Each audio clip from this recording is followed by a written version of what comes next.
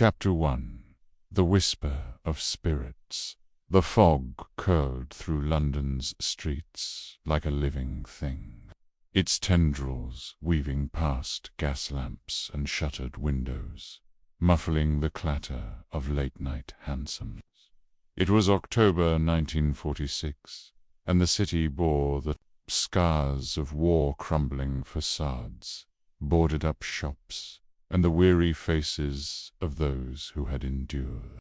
Inside the Athenaeum Club, however, warmth and opulence persisted, a bastion of old-world civility. The oak-panelled walls glowed under the flicker of chandeliers, and the air carried the mingled scents of cigar smoke, polished leather, and aged whiskey.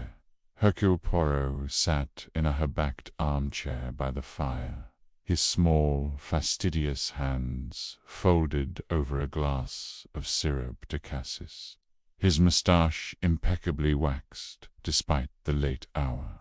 His eyes, sharp as a hawk's, scanned the room with quiet amusement. The club was a microcosm of post-war Britain-retired colonels swapping tales of campaigns, young men in demob suits chasing lost dreams, and the occasional eccentric whispering secrets to the shadows. Poirot, ever the observer, found such places a fertile ground for the study of human nature. Tonight, however, his attention was drawn to a conversation at a nearby table, where a woman's voice, low and urgent, cut through the hum of masculine banter. "You don't understand, Major Porter," she said, her tone quivering with a mix of fear and conviction. The spirit spoke clearly. "They said he's alive. He's alive, and it changes everything." Poirot's ears pricked. He tilted his head slightly, the motion so subtle it might have been mistaken for adjusting his posture. The woman was Mrs. Lionel Claude, a figure he recognized from London's social circles, widow of means, though her wealth was rumored to be precarious. Her companion, Major Porter, a ruddy-faced man with a military bearing, leaned closer, his skepticism evident in the furrow of his brow. "Spirits, Mrs. Claude. Surely you don't believe such nonsense," he said, his voice gruff but not unkind. "You've been to too many of those seances, Walmsley vales full of charlatans preying on the grieving. It's not nonsense." Mrs. Claude's voice rose, then dropped as she glanced around, aware of the attention she might draw. Madame Zelina saw him in the ether man, tall, with a scar on his left cheek. She said his name was Robert, and he's not at rest. He's coming back to claim what's his. Poirot's fingers tightened around his glass. The name Robert stirred a memory, a fleeting mention in a case years ago, though the details eluded him. He shifted in his chair, angling himself to better observe the pair. Mrs. Claude was in her 50s, her auburn hair streaked with grey, her eyes wide with a fervour that bordered on obsession. Her hands clutched a beaded reticule, the knuckles white. Major Porter, by contrast, exuded practicality, his tweed suit slightly worn, his expression one of a man who had seen too much to believe in ghosts. "Robert Underhay, you mean?" Porter said, lowering his voice. "Your late brother-in-law's first husband. Come now, Rosaline's marriage to Gordon was legal. The man's dead, lost in Africa during the war. You're letting these spiritualists muddle your head." Mrs. Claude shook her head, her lips trembling. "You weren't there, Major. The table shook, and the air grew cold. "Madame Zelina," said Roberts, alive. "And if he is, Rosalind's claim to Gordon's fortune is void. The Claudes would get it back. Jeremy, Francis, Lynn, all of us. Don't you see? It's justice." Poirot's mind raced. Gordon Claude, a wealthy industrialist, had perished in a Blitz bombing in 1941, leaving his fortune to his young widow, Rosalind. The Claudes, his extended family, had been left with nothing, a fact that had sparked gossip in London's drawing rooms. If Rosalind's first husband, Robert Underhay, was alive, her marriage to Gordon would be invalid, and the inheritance would revert to the Claude family. The notion of spirits was absurd to Poirot's methodical mind, but the implications of such a rumor were tantalizing. Blackmail, fraud, or even murder could lurk behind such a claim. He rose, smoothing his tailored coat, and approached the table with the grace of a cat. "Pardonnez-moi," he said, his Belgian accent polished and precise. "I could not help but overhear. Madame, you speak of spirits and a man named Robert. It is most intriguing. I am Hercule Poirot, and I am, shall we say, a student of the curious." Mrs. Claude started, her eyes darting to Porter as if seeking permission to speak. The Major's expression softened, recognizing Poirot's reputation. "Monsieur Poirot," he said, standing to offer a hand. "Major Jamis Porter, late of the Royal Engineers. This is Mrs. Lionel Claude. I'm afraid you've caught us in a rather fanciful discussion." "Not fanciful at all," Poirot said, his green eyes gleaming. "The human heart. It speaks in many languages, even that of spirits. May I join you?" Mrs. Claude hesitated, then nodded, her reticule now clutched to her chest like a shield. Poirot took a seat, his posture erect, his demeanor one of polite curiosity. "Tell me, madame, of this Robert Underhay and these spirits. I am all attention." She swallowed, glancing at Porter, who gave a reluctant nod. "It began 3 weeks ago," she said, her voice steadier now. "I've been attending Madame Zelina's séances in Walmsley Vale, where my family lives. She's a medium, you see, and she's never been wrong. She told me Gordon's spirit was restless, that his fortune was tainted by deceit. Then, last week, she saw Robert Rosalind's first husband. He was alive, she said, and he was coming to Walmsley Vale. I know it sounds mad, but I felt it, Monsieur Poirot." The room was icy, and the table lifted off the floor. Poirot's moustache twitched, a sign of his amusement at such theatrics, though his face remained grave. "And this Robert Underhay, he was declared dead." "Yes," Major Porter interjected, "lost in the Congo in '39, or so the story goes. Rosaline was his widow, a young actress then. Gordon Claude met her in '40, married her, and left her everything when he died. The Claudes, Mrs. Claude's family were cut out entirely. It's caused no end of bitterness." "Bitterness," Poirot murmured, his eyes narrowing. "A most dangerous emotion. And you, madame, you believe this vision of Madame Zelina?" Mrs. Claude's cheeks flushed. "I do. But it's not just the séance. There's been Talk in the village. A stranger was seen at the Stag Inn, asking about Rosalind. He had a scar, just as Madame described. I think it's Robert, or someone who knows him. If he's alive, Rosalind's marriage to Gordon was bigamous, and with the clothes would inherit. Poirot leaned back, his fingers steepled.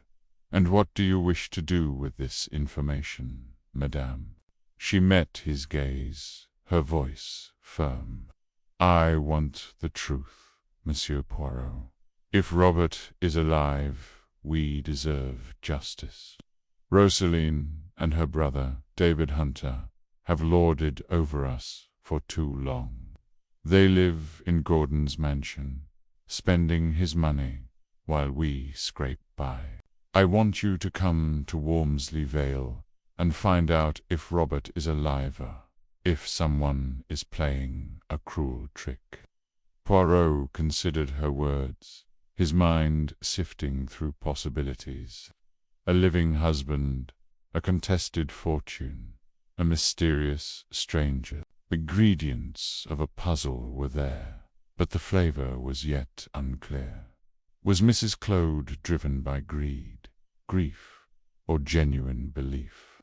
And what of this Madame Zelina, whose visions conveniently stirred family tensions? Very well, he said. Last, I, Hercule Poirot, will come to Wormsley Vale, but I must warn you, Madame, I do not chase spirits. I seek facts, and facts alone. If there is deceit, I will uncover it. If there is truth, I will bring it to light.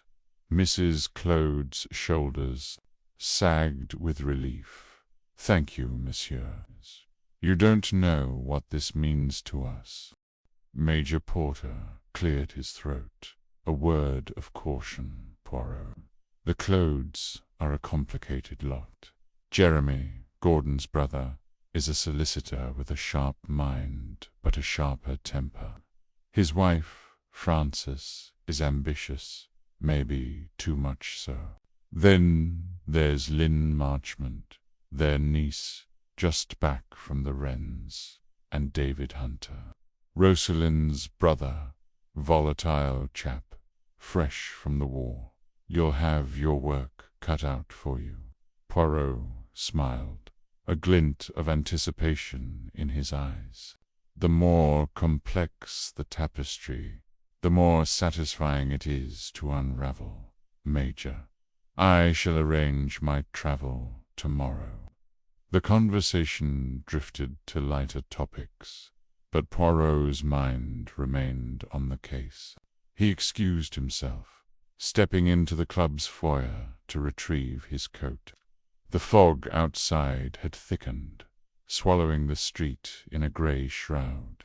As he adjusted his scarf, a figure brushed past him, a man in a trench coat, his face obscured by a fedora.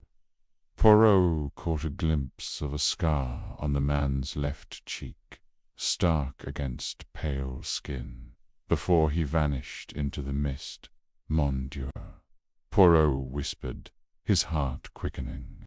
Was this the stranger from Wormsley Vale, or a coincidence, born of London's crowded streets?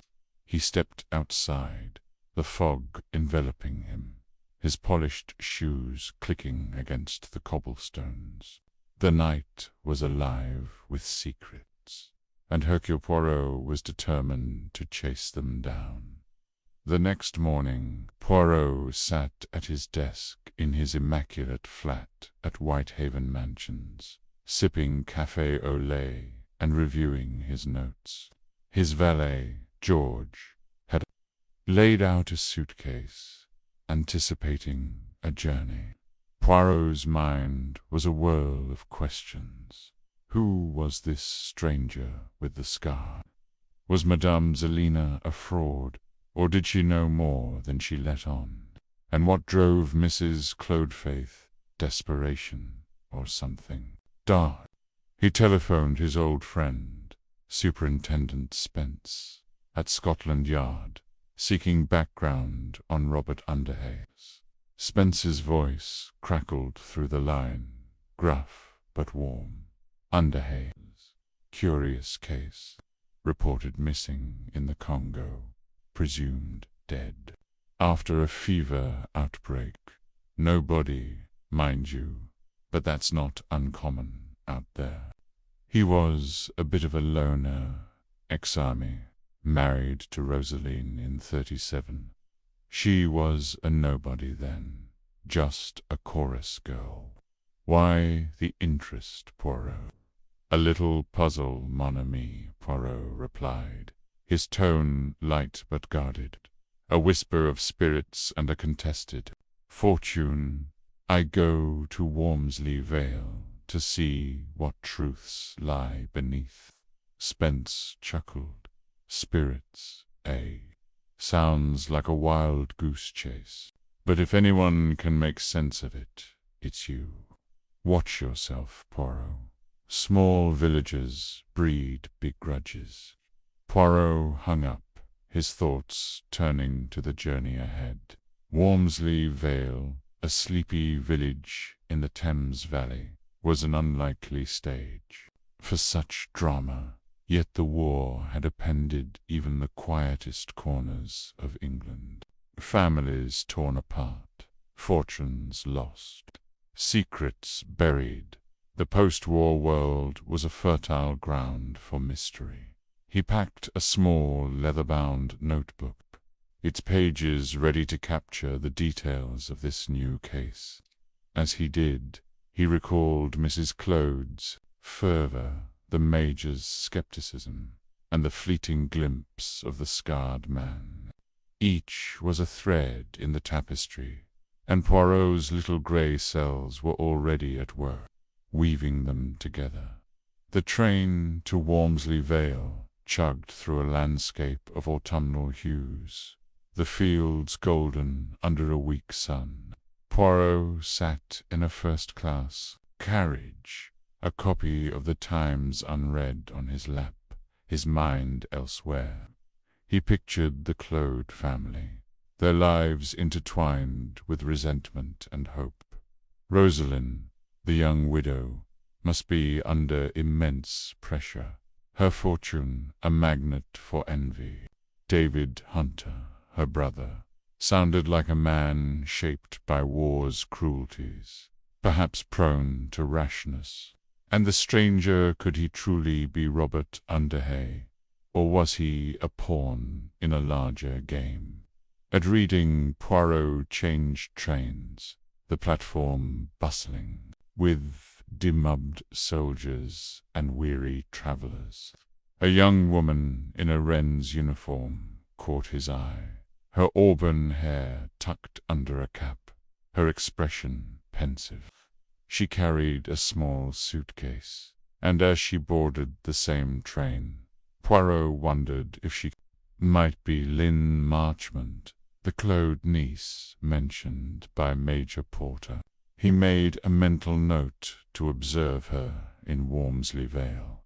The village station was little more than a platform and a ticket shed, the air crisp with the scent of damp leaves. Poirot stepped onto the platform, his Homburg hat tilted at a precise angle, his cane tapping lightly. A boy in a flat cap offered to carry his bag, but Poirot declined with a polite smile. He preferred to travel unencumbered, his senses free to absorb the scene. Wormsley Vale was a picture of rural England, its cottages nestled along a winding river, the church spire piercing the sky. Yet there was a tension here, a shadow cast by the war's aftermath. The pub, the Stag Inn, stood at the village's heart, its sin creaking in the breeze. Poirot decided to begin there, recalling Mrs. Clode's mention of a stranger. Inside, the inn was a haven of warmth, its low beams hung with horse brasses, the bar lined with locals nursing pints. The landlord, a stout man named Ted Biggs, greeted Poirot with a nod. "Afternoon, sir. Not many visitors this time of year. Staying long, perhaps," Poirot said, his accent drawing curious glances. "I am Hercule Poirot, a consultant of sorts. I hear there was a stranger here recently, asking about Mrs. Rosaline Claude." Biggs's eyes narrowed, but he kept his tone neutral. Might have been bloke in a trench coat, kept to himself. Asked about Rosaline and her brother, David. Didn't give a name, but he had a scar. Here. He tapped his left cheek. Left. A few days back. Why, do you ask? Poirot smiled enigmatically. "Curiosity, Monsieur Biggs. It is a professional hazard. This stranger, did he seem dangerous?" Biggs shrugged. "Didn't stay long enough to tell. But folks round here don't take kindly to outsiders poking into Claude business. That family's got enough troubles." Poirot thanked him and took a seat by the window, ordering a tisane, order that raised eyebrows but was fulfilled with a chipped teapot. He sipped the herbal brew, his eyes scanning the room. The locals whispered among themselves, their glances darting toward him. Wormsley Vale was a village on edge, its secrets barely concealed. As evening fell, Poirot made his way to the Claude estate. Furrowbank, a Georgian manor perched on a hill overlooking the river. The house was grand but weathered, its stone facade pocked by wartime neglect. He was greeted by a butler, an elderly man named Hodges, whose stooped posture suggested years of service. "Mrs. Claude is expecting you, Sir," Hodges said, leading Poirot to a drawing-room where a fire crackled. Mrs. Lionel Claude stood by the mantel, her earlier fervor replaced by nervous anticipation. Beside her was a man in his 40s, lean and sharp-featured, with eyes that assessed Poirot like a ledger. "Monsieur Poirot," Mrs. Claude said, her voice tight. "This is my brother-in-law, Jeremy Claude. He's a solicitor and handles the family's affairs." Jeremy extended a hand, his grip firm but cold. "I hope you're not here to indulge my sister-in-law's fancies, Monsieur Poirot. This talk of spirits is nonsense, but the situation with Rosaline is delicate."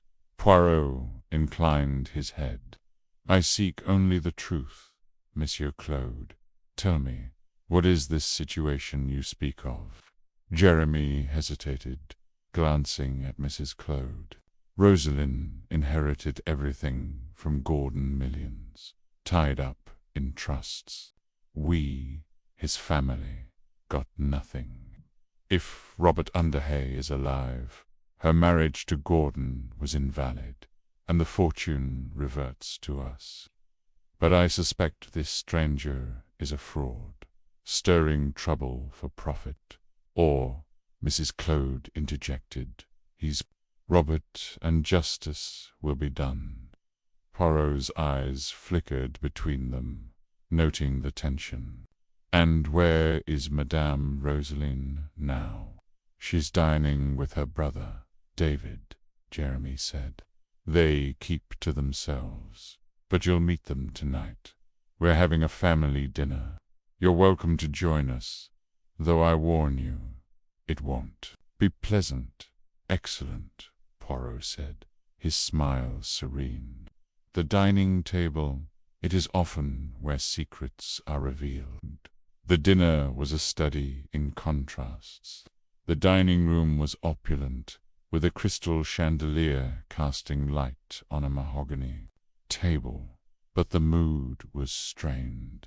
Rosaline Claude, a petite woman in her late 20s, sat at the head, her auburn hair swept into a chignon, her eyes darting nervously.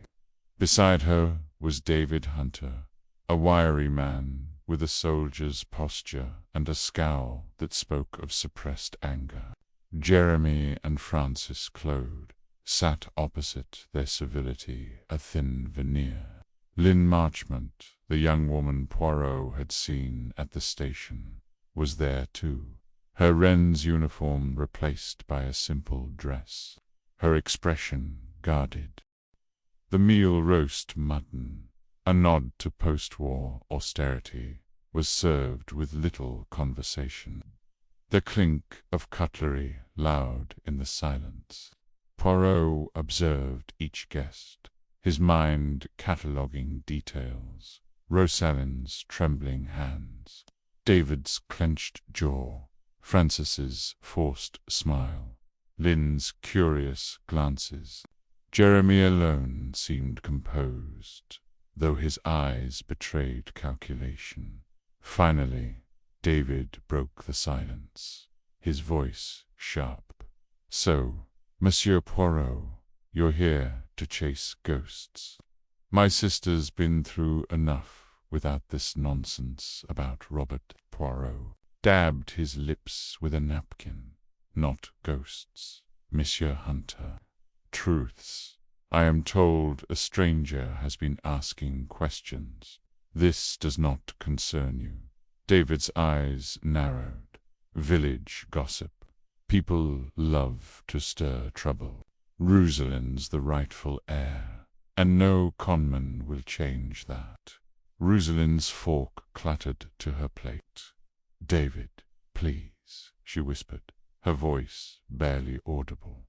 "Let's not fight."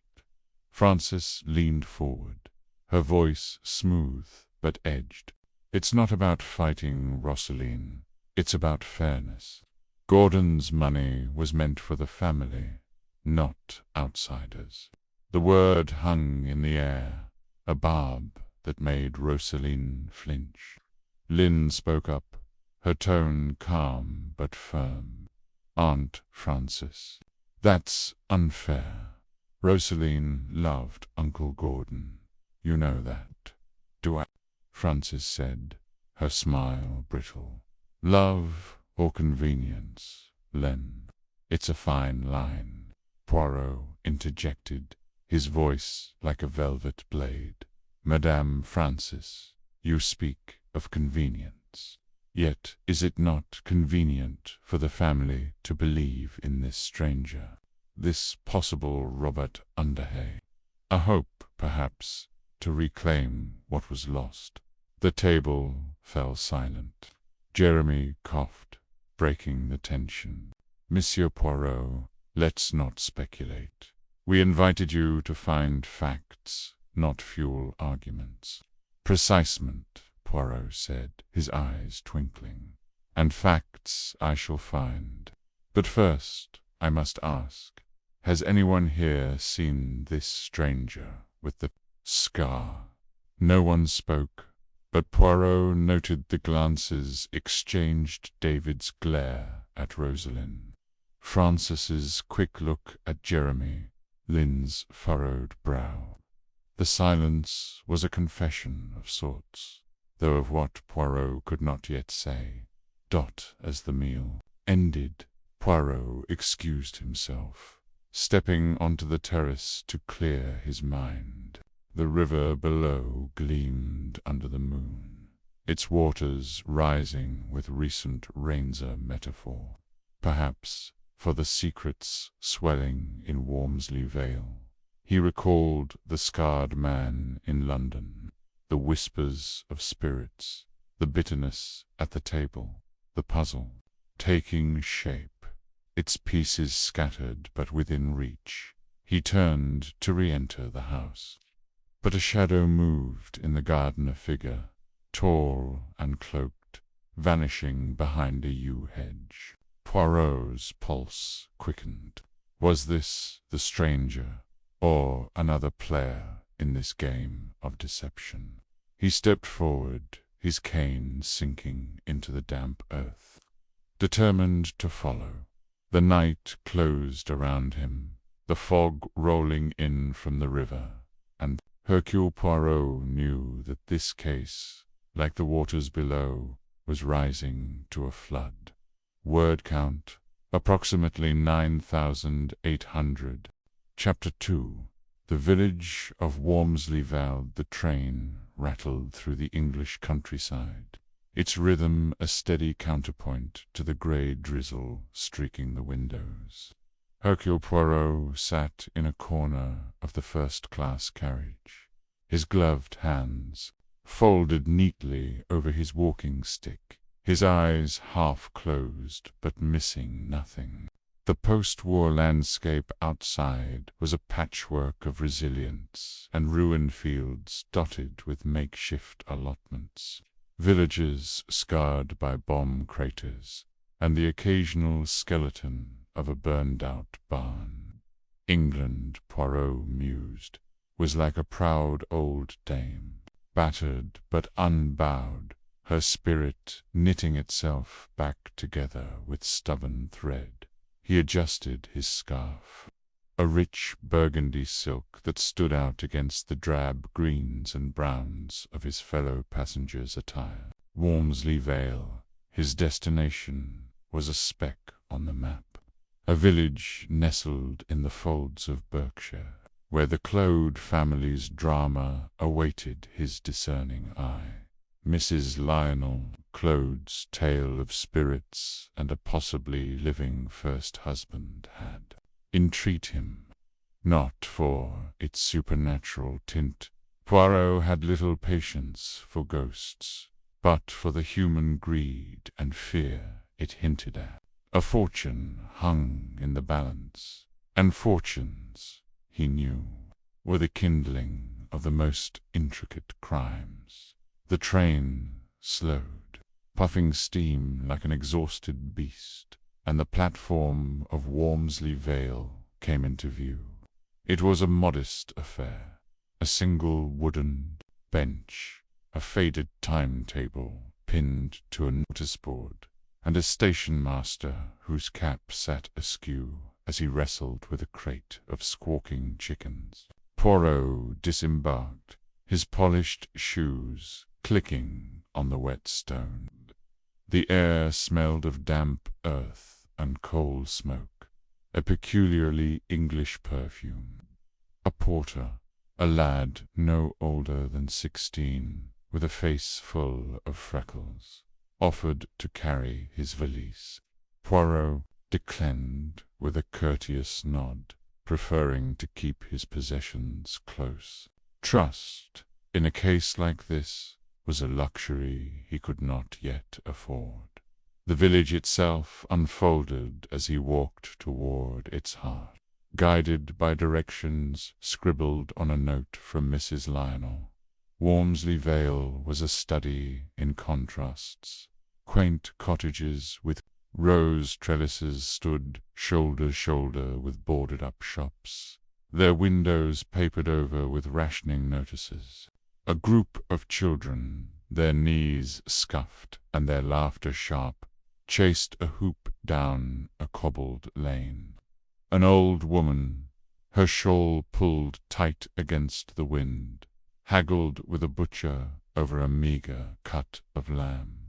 The war had left its fingerprints everywhere, on the patched roofs, the weary faces, the makeshift memorials of flowers tied to lampposts. Yet there was life here, stubborn and pulsing, like a heartbeat beneath the rubble. Poirot's destination was the Claude estate, Furrowbank, a Georgian manor perched on a rise overlooking the village. The walk took him past the village green, where a weathered obelisk bore the names of local lads lost in 2 wars. He paused, reading the inscriptions, his mind cataloguing the cost of conflict. War, he thought, did not end when the guns fell silent. It lingered in empty chairs and unspoken grudges. The Clodes, he suspected, were entangled in such a legacy. At the edge of the green stood the Black Boar, the village's only in its sign creaking in the breeze. Poirot decided to stop, sensing it was the kind of place where tongues wagged and secrets spilled over pints. The interior was dim, smelling of ale and wood smoke, with low beams that forced him to duck slightly. A handful of patrons, mostly farmers and labourers, their hands rough from work, glanced up as he entered, their curiosity tempered by the reserve of country folk. The innkeeper, a stout man with a florid face and a moustache like a walrus's, greeted him with a nod. "Good day, sir," the innkeeper said, wiping a glass with a rag that looked none too clean. "Not often we get a gentleman like you in Wormsley Vale passing through." Poirot smiled, his moustache curving with practised charm. "Perhaps, monsieur.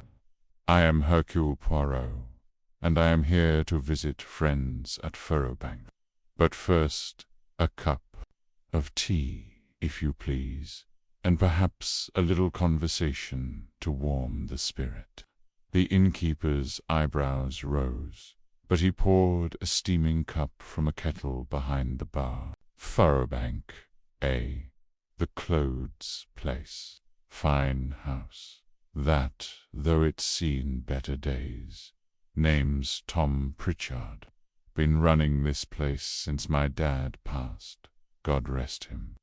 Poirot sipped the tea, which was strong and slightly bitter, and leaned forward. "The Clodes. They are well known here, Nan. A family of some prominence, I understand."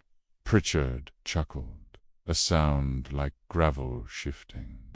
"Prominent, aye, but not without their troubles. Gordon Clode, the old man, was the glue that held M together. Married that young widow Rosaline before the Blitz took him. Left her everything, they say, and the rest of the family ain't too pleased about it. Not that I blame, war's been hard, and money's tight for most." Poirot's eyes gleamed. "And this Rosaline, she resides at Furrowbank now, with her brother David Hunter," Pritchard said, lowering his voice. "A right firebrand, that one. Ex-soldier, fought in North Africa, or so he claims. Got a temper like a cornered fox. Protective of his sister, though too protective, if you ask some. Poirot prompted, his tone light but probing. Pritchard glanced around, ensuring no one was eavesdropping. "Folk talk. Say David's got a chip on his shoulder, what with the war and all. And Rosaline, well, she's a mystery. Pretty as a picture, but nervous, like. Keeps to herself, mostly. Then there's the rest of the Clodes, Jeremy, the solicitor, Francis, his wife, Lionel, the doctor, and his missus, Catherine. Ball of M's circling Furrowbank like vultures, waiting for a chance to get at Gordon's money." Poirot nodded, filing away each name and detail. "And are there strangers in the village, perhaps, who take an interest in these matters?" Pritchard's eyes narrowed, a flicker of suspicion crossing his face. "Funny you should ask. Couple of weeks back, a man came through, asking questions about Rosalie. Didn't give a name, just said he was passing through. Had a city look about him, trench coat, hat pulled low. Ordered a pint, paid in cash, and left. Haven't seen him since." Poirot's fingers tapped lightly on his teacup, most curious. "And no one knew his purpose?" "Not a soul. Pritchard said, shaking his head. But it stirred up talk. Some reckon he was a lawyer, others a debt collector. Walmsley Vale's quiet, but it's got its share of secrets. Thanking Pritchard with a generous tip, Poirot left the Black Boar and continued toward Furrowbank. The innkeeper's words painted a picture of a village simmering with resentment and curiosity, a perfect stage for the drama he was about to enter. The road to the estate wound uphill, flanked by hedgerows heavy with late summer berries. As he approached, the manor came into view, a handsome pile of red brick, its symmetry marred by cracked windows and ivy creeping like veins across its facade. The gardens, once manicured, were overgrown, the roses choked by weeds. War, it seemed, had not spared even this bastion of privilege. At the front door, a maid with a pinched face and a starched apron greeted him. "Mr. Poirot, Mrs. Lionel's expecting you. This way, please." The interior of Furrowbank was a faded echo of grandeur. The parquet floor gleamed, but the rugs were threadbare, and the portraits lining the hall stared down with disapproving eyes. The maid led him to a drawing-room where a fire crackled, casting shadows on walls papered in a pattern of faded peonies. Mrs. Lionel Claude, a thin woman with sharp features and eyes that darted like a bird's, rose to greet him. Her dress, a pre-war relic of navy silk, hung loosely on her frame, a testament to rationing's toll. "Monsieur Poirot," she said, her voice quivering with a mix of relief and nerves, "I cannot thank you enough for coming. This business dreadful, simply dreadful." Poirot bowed, his manner impeccable. "Madame, it is my pleasure to assist. But pray, tell me more of these spirits that trouble you." She hesitated, glancing at the door as if expecting an interruption. "It's not just the spirits, though they've been clear enough. I've seen things, signs that first husband, Robert Underhay, is not dead. If he's alive, her marriage to Gordon was invalid, and the estate—" She trailed off, her fingers twisting a handkerchief. Poirot's gaze was steady, but his mind was racing. "And you believe these signs point to a truth that affects the family's fortune?" "Exactly," she said, leaning forward. "Gordons were left everything to Rosalind. But if Robert is alive, we the family could reclaim what's rightfully ours. I know it sounds mercenary, but the war has left us all struggling. Jeremy's practice is barely solvent. Patients can't pay.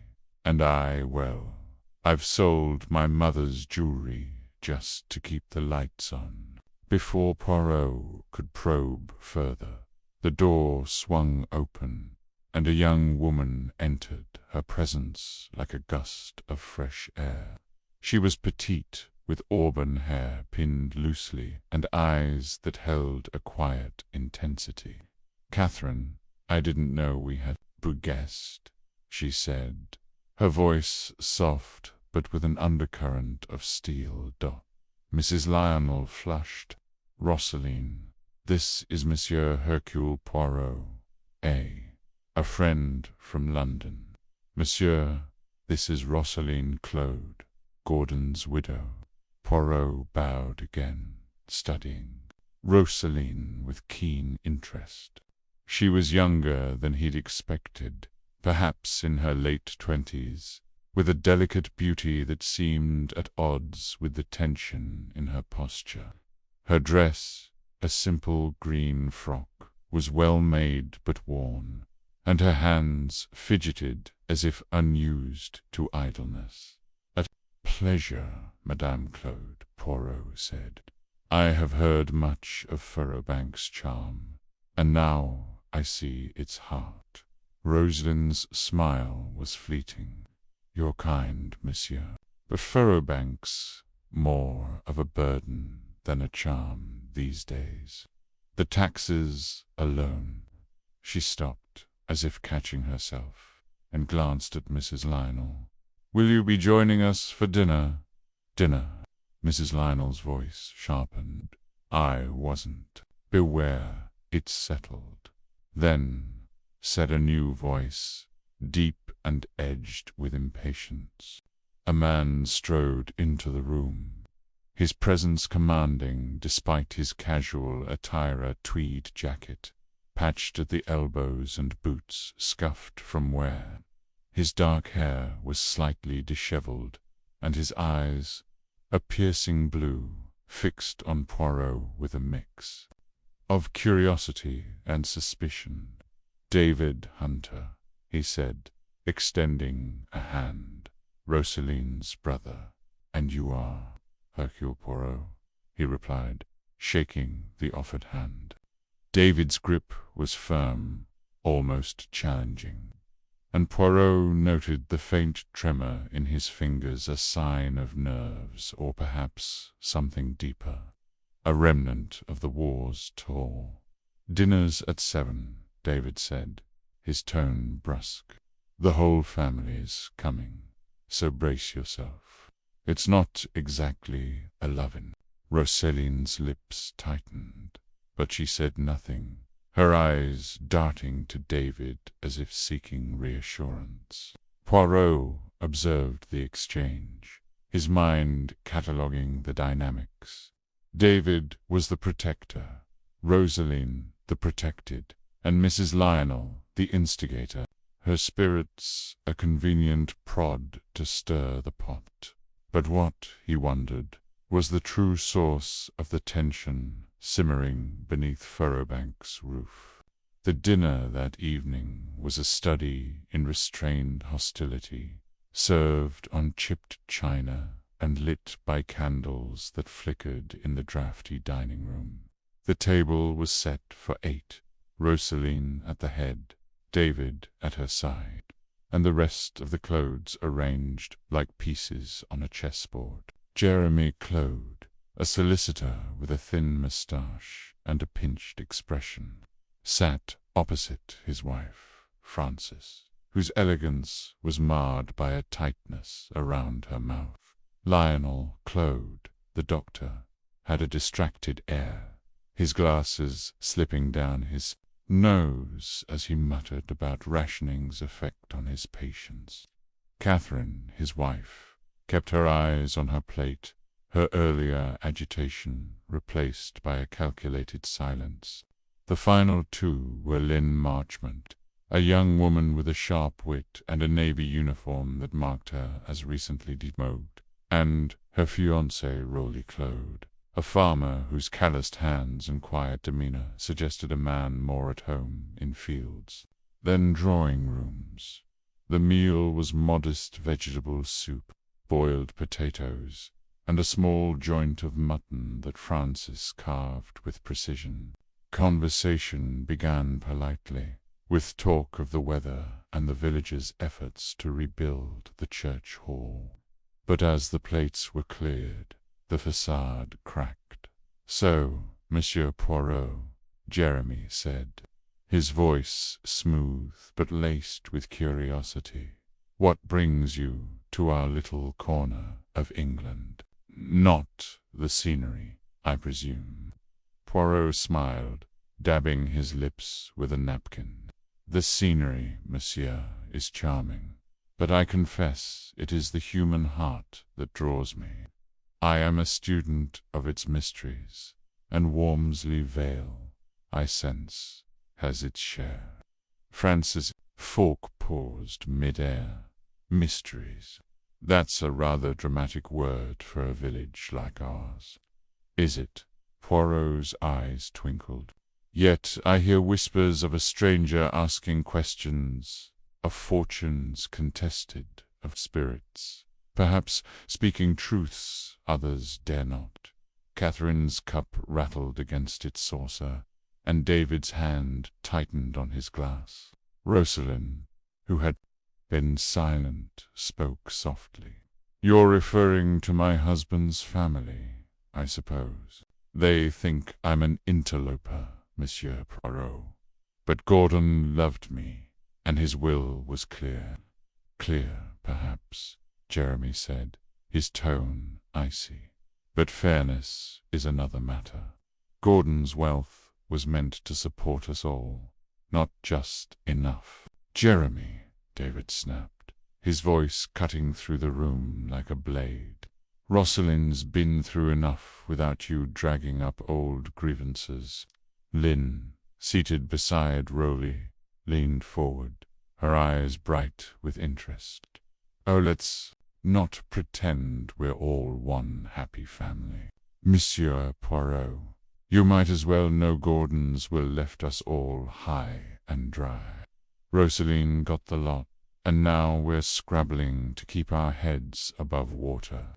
"Lynn," Rowley said, his voice low but firm, "that's not fair, isn't it?" She shot back. "I've seen the books, Rowley. Your farm's barely breaking even, and Jeremy's practice is one bad month from folding. We're all drowning, and Rosalind's sitting on a fortune she doesn't even want." Rosalind's face paled, and she pushed her chair back, standing abruptly. "I didn't ask for this," she said, her voice trembling. "I loved Gordon, and he wanted me to have it. If you think I'm hoarding it out of spite, you're wrong." David rose, placing a hand on her shoulder. "Sit down, Ross. You don't owe them an explanation." Poirot watched, his expression serene, but his mind a whirl of observations. The clothes were a family fractured by need, each member tethered to the others by resentment and dependence. Rosalind's fragility was genuine, but was it guilt or fear that made her tremble? David's protectiveness bordered on aggression, and Jeremy's polished civility masked a calculating edge. Lynn's candor was refreshing, but her quick tongue suggested she knew more than she let on. And Catherine, her silence, was the loudest of all, a silence that spoke of secrets held close. As the meal ended and the family dispersed, Poirot lingered in the dining room, his eyes tracing the faded wallpaper, the portraits of long-dead clothes staring down. The maid cleared the table, her movements quick and nervous, and Poirot caught a glimpse of something, a flicker of movement outside the window, a shadow in the garden that vanished as quickly as it appeared. He stepped closer, peering into the darkness, but the night revealed nothing. Returning to his room at the Black Boar, Poirot sat by the window, his notebook open, his pen poised.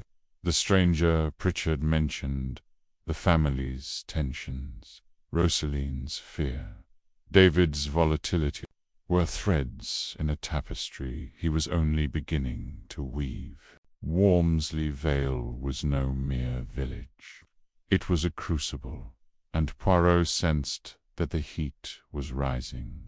Tomorrow he would begin to tug at those threads, to see which unraveled first.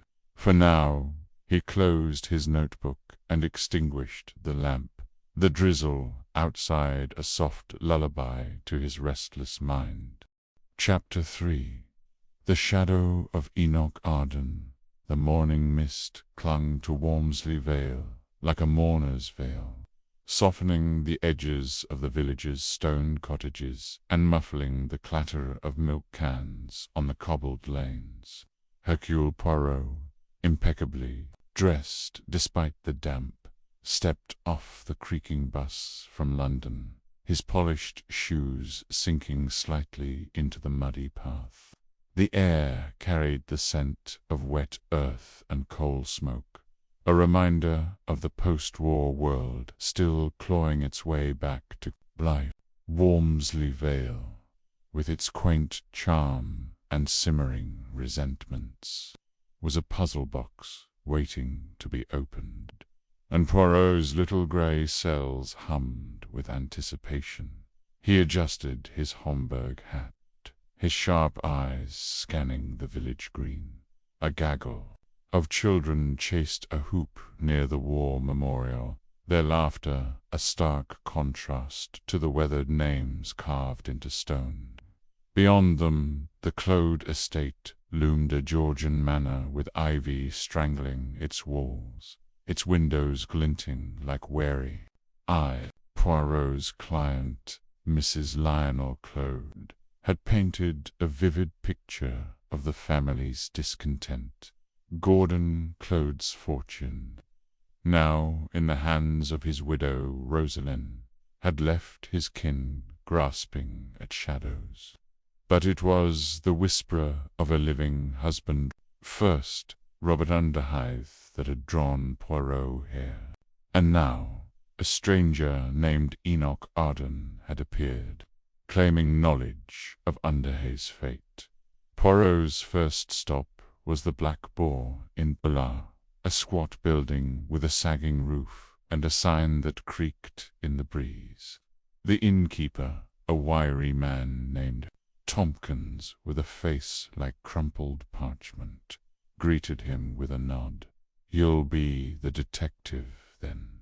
Mrs. Lionel said you'd come. Room's ready. Upstairs. Second door." His voice was low, as if the walls themselves might eavesdrop. "Mercy, Monsieur Tompkins," Poirot said, his accent precise. "But first, a question. A man calling himself Enoch Arden. Has he been seen here?" Tompkins's eyes narrowed, his rag pausing on the bar counter. "Aye, he was in last night. Odd sort. Kept to himself, nursing a pint. But he asked about Rosalind Claude. Wanted to know who visits her, who she talks to. Didn't like questions turned back on him that left in a hurry when I pressed." Poirot's moustache twitched. "And did this Monsieur Arden say where he came from?" "Not a word. Just said he'd business with the Claudes. Looked like a man carrying a secret too heavy for his shoulders." Tompkins leaned closer, his voice dropping. "Mind you, there's talk in the village. Some say he's tied to Rosalind's first husband, the one supposed dead. Folk here don't trust her, not with Gordon's money." Poirot nodded, filing the information away. "One more thing, if you please. Have you seen a stranger, not Arden, asking similar questions about Madame Claude?" Tompkins frowned, scratching his stubbled chin. "Now you mention it. There was a chap a week back, tall, with a limp, wore a scarf over half his face, asked about Rosalind's comings and goings, then vanished. Thought he was just a drifter, but maybe not." "Most interesting," Poirot murmured. He thanked Tompkins and ascended the narrow stairs to his room, his mind already turning over the pieces. Enoch Arden, a man with a name plucked from Tennyson's poem of a husband returned from the grave. A mysterious stranger with a limp, and Rosaline, the widow, at the heart of it all. The village was a stage, and the players were assembling by noon. Poirot had settled into the rhythm of Walmsley Vale. He strolled toward the Claude estate, his cane tapping a steady beat against the gravel path. The manor's gates were wrought, iron rusted at the hinges, and the gardens were overgrown, a testament to the war's toll on hired help. As he approached, a figure emerged from the side path, a woman in her 40s. Her auburn hair pinned tightly, her tweed coat buttoned against the chill. Her eyes, sharp and assessing, met Poirot's. "You must be Monsieur Poirot," she said, her voice clipped but polite. "I'm Frances Claude, Jeremy's wife. Lionel told us you'd come." Poirot bowed slightly. "Madame Claude, a pleasure. I am here to assist with certain matters concerning the family." Frances's lips thinned. "Matters, yes. Lionel's been ranting about spirits and Rosalind's past. I hope you're not here to indulge her nonsense." None, Poirot," said his tone soothing. "I am here for the truth, which is often more curious than spirits. Tell me, madame, what do you know of a man named Enoch Arden?" Frances's expression flickered, a shadow of unease crossing her face. "Enoch Arden. He came to the house yesterday, asking for Rosalind. Said he had information about her first husband. Jeremy sent him away, didn't trust him. The man had a sly look, like a fox sniffing out a henhouse. And Rosalind, did she meet this Arden?" Barely David, her brother, cut the meeting short. "He's protective, you see. Too protective, if you ask me." Frances's voice carried a hint of disdain. "Rosalind's a delicate thing, or so she plays it. But she's got David wrapped around her finger." Poirot noted the bitterness in her tone. "And the Claudes, madame, they are content with the current arrangement of Monsieur Gordon's estate." Frances laughed, a sharp, mirthless sound. "Content? Hardly. Gordon promised us security, but Rosalind's got it all. We're scraping by while she plays lady of the manor. If this Arden knows something to overturn her claim—" She trailed off, her eyes glinting with possibility. "Merci, Madame Claude," Poirot said. "Your candor is most helpful. May I call upon Rosaline this afternoon?" Frances nodded, her expression guarded. "She's at the house. But don't expect much. She's not one for straight answers." The drawing-room of the Claude estate was a study in faded grandeur, heavy drapes, a chipped chandelier, and furniture worn by time. Rosaline Claude sat by the window, her pale hands folded in her lap, her dark hair framing a face that was both delicate and haunted. David Hunter, her brother, stood behind her, his lean frame tense, his eyes tracking Poirot like a hawk. "Monsieur Poirot," Rosalind said softly, her Irish lilt barely audible. "Lionel said you're here about Roberta Hui, madame," Poirot said, settling into a chair. "I am told a man, Enoch Arden, claims to know of your first husband, Robert Underhay. Perhaps you can tell me of this man." Rosalind's fingers tightened, her knuckles whitening. I only met him briefly. He said he knew Robert from the war in Africa. He wanted to talk, but David," she glanced at her brother, who stepped forward. "He was trouble," David said, his voice low and edged. I could see it in his eyes. Kept hinting he knew things about Robert, things that could hurt Rosalie. I told him to clear out. Poirot tilted his head. "And what did he say, this Enoch Arden, about Monsieur Underhay?" David hesitated, his jaw tightening. Said Robert wasn't dead. said he'd seen him years after he was supposed to have died. I didn't believe him. Rosalind's been through enough without conmen stirring up ghosts. Rosalind's eyes darted to the floor, and Poirot noted the tremor in her hands.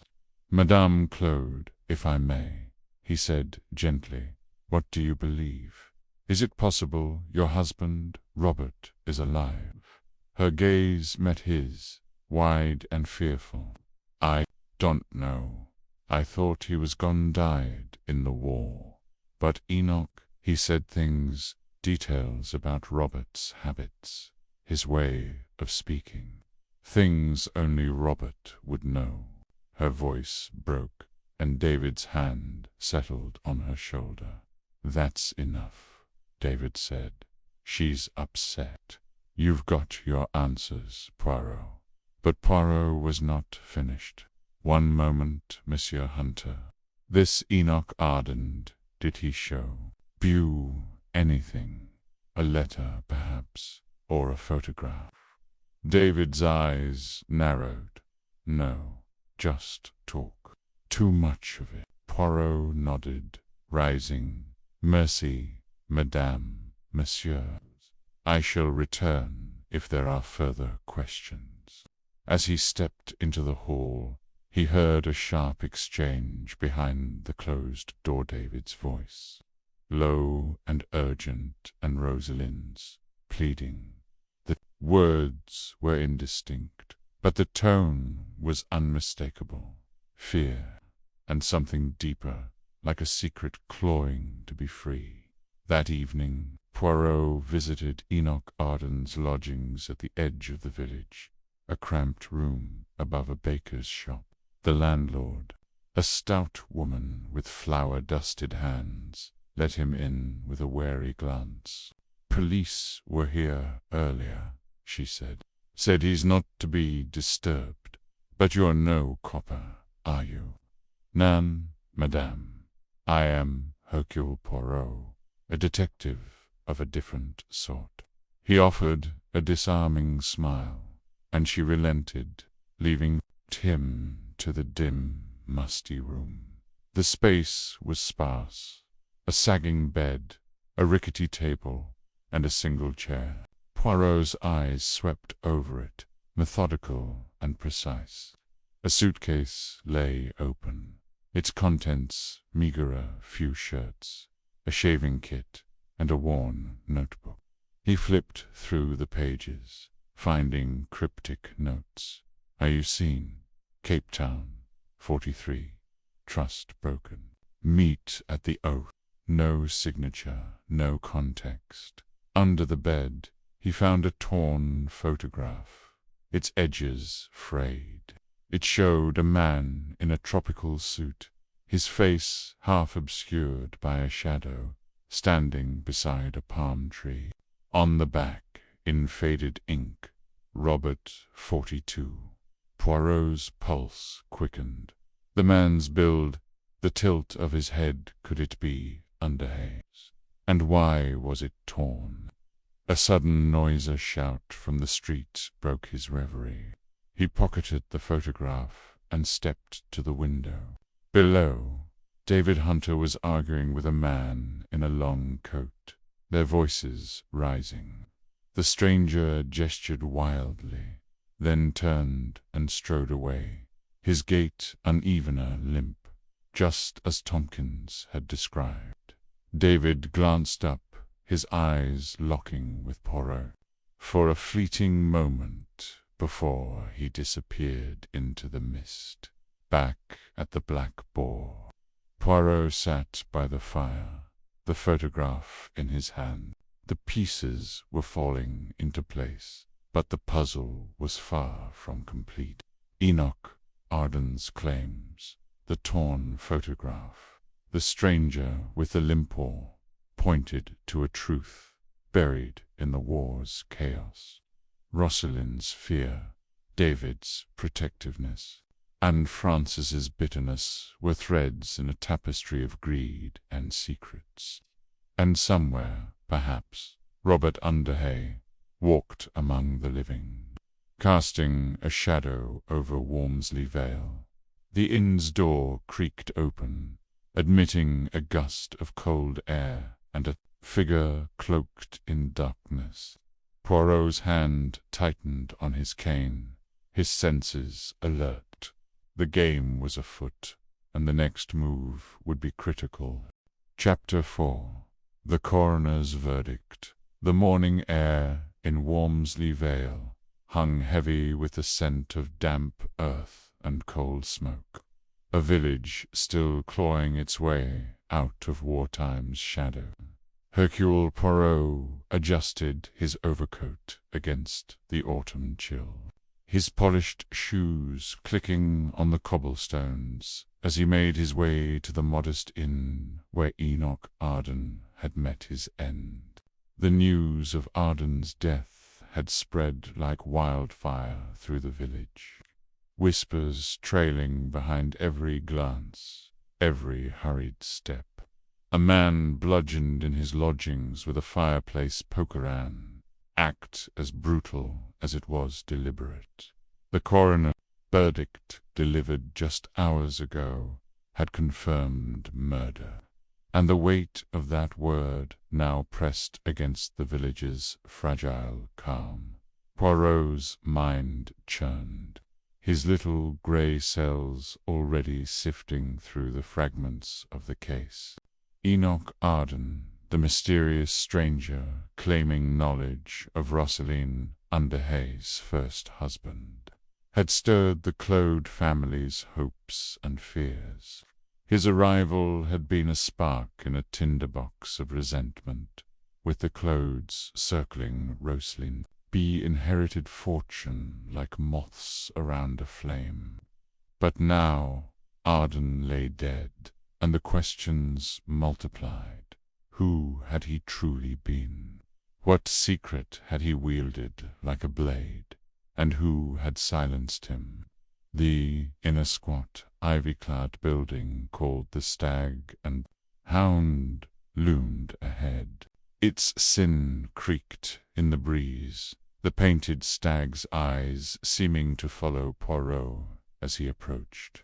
Inside, the air was thick with the smell of stale ale and wood polish. A small crowd had gathered, villagers, a few reporters from the local paper, and a handful of Claudes, their faces taut with unease. Poirot's eyes scanned the room, noting the innkeeper, Mr. Peake, polishing glasses with a nervous fervor, and David Hunter, Rosaline's brother, leaning against a wall, his jaw set like a man braced for a storm. "Messieurs," Madame Poirot began, his voice cutting through the murmur like a knife. "I, Hercule Poirot, have come to examine the scene of this most unfortunate event. The death of Monsieur Arden is a tragedy, but it is also a puzzle, and puzzles, they are my specialty." A ripple of whispers followed, some skeptical, others curious.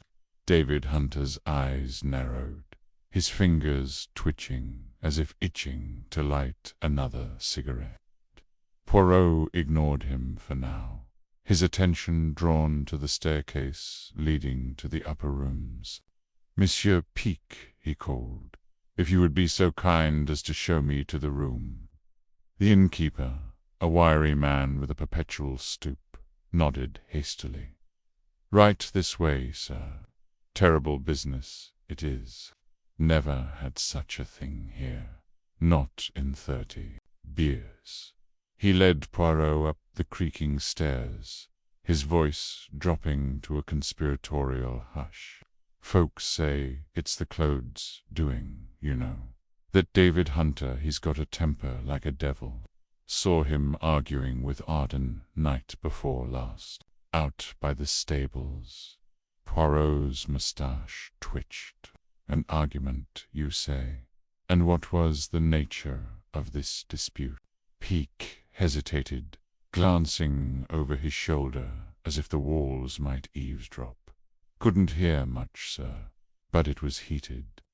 Arden was poking at him, saying something about knowing the truth. Hunter looked ready to throttle him then and there. "Most interesting," Poirot murmured, filing the detail away. They reached the door to Arden's room, its frame marked by the faint chalk outline of police activity. The lock had been forced open, the wood splintered around the latch. Inside, the room was a study in disarray. A single bed with rumpled sheets, a small desk strewn with papers, and a fireplace where the fatal poker still lay, its iron tip stained with blood. Poirot stepped inside, his eyes darting from corner to corner. The air held a faint metallic temps, mingling with the musty scent of old wood. He knelt by the fireplace, examining the poker without touching it. The blood had dried too, door crust, and the handle bore Smudge's fingerprints, perhaps, though likely smudged beyond use. Rising, he turned to the desk, where papers lay scattered like fallen leaves. Most were mundane: a train ticket stub, a receipt for a meal at a London pub, a crumpled pack of cigarettes. But one item caught his torn envelope, its contents missing, bearing a postmark from Cape Town, dated 2 years prior. Cape Town, Poirot mused aloud, his fingers brushing the envelope's edge. "Monsieur Arden, what secrets did you carry from so far away?" Peake lingered by the door, wringing his hands. "Police took most of his things, sir. Said they'd look for clues. But they missed that envelope, I reckon." Poirot nodded, his gaze shifting to a small mirror above the desk. There, on its frame, was a faint smudge of red lipstick, unmistakable in its waxy sheen. He leaned closer, noting its shade, a bold crimson, not the subtle hues favored by the village women. "Curio," he muttered. "A woman was here, perhaps. Or someone wishes us to think so." He turned to Peake. "Tell me who visited Monsieur Arden before his death. Besides Monsieur Hunter, of course." Peake scratched his chin, his eyes darting nervously. "Well, there was Mrs. Francis Claude, sir. Came by yesterday morning, looking all proper but in a right state. Said she had business with him. Didn't stay long, though." "Francis Claude," Poirot repeated, his mind conjuring the image of Jeremy Claude's wife, elegant, composed, but with a sharpness in her eyes that suggested hidden depths, and no one else. "Not that I saw, sir. But folks come and go." Arden kept to himself, mostly. Asked odd questions, though, about Mrs. Rosalyn and her first husband, Robert Underhay. Poirot's lips curved slightly. "Merci, Monsieur Peake. You have been most helpful." He dismissed the innkeeper with a nod and returned to his inspection. The lipstick smudge gnawed at him, a detail out of place in this grim tableau. He moved to the window, its panes fogged with condensation, and peered out at the street below. Walmsley Vale seemed to hold its breath, the villagers' faces pale and drawn as they passed. Descending to the common room, Poirot found Rosalind Underhay waiting, her slim figure draped in a dark green coat that accentuated her pallor. Her eyes, wide and shadowed, met his with a mixture of fear and defiance. "Mr. Poirot," she said, her voice trembling like a plucked string, They're saying David did this. It's not true. It can't be. Poirot inclined his head, his expression unreadable. Madame, the truth is like a river, it flows where it will, and we must follow its course. Tell me, when did you last see Monsieur Arden? Rosalind's fingers twisted the strap of her handbag. Yesterday, at noon. He came to the house, said he had something important to tell me, but David sent him away. They argued, but it wasn't violent, just words. Words can be as sharp as knives. Madame Poirot said gently, "What did Monsieur Arden wish to discuss?" She hesitated, her gaze dropping to the floor. He said he knew things about my past. About Robert, I didn't want to hear it. I told him to leave me alone. Poirot's eyes narrowed, catching the flicker of fear in her voice. "And did you see him again after this?" "No," she said quickly, too quickly. "I stayed at the house. I swear it." Poirot nodded, though his mind was far from satisfied. Rosalind's nervousness was palpable, a thread he would tug later. For now, he excused himself and sought out David Hunter, who had moved to a corner table, nursing a glass of whiskey despite the early hour. "Monsieur Hunter," Poirot began, settling into a chair opposite, "you were seen arguing with Monsieur Arden. Perhaps you could enlighten me as to the nature of this disagreement."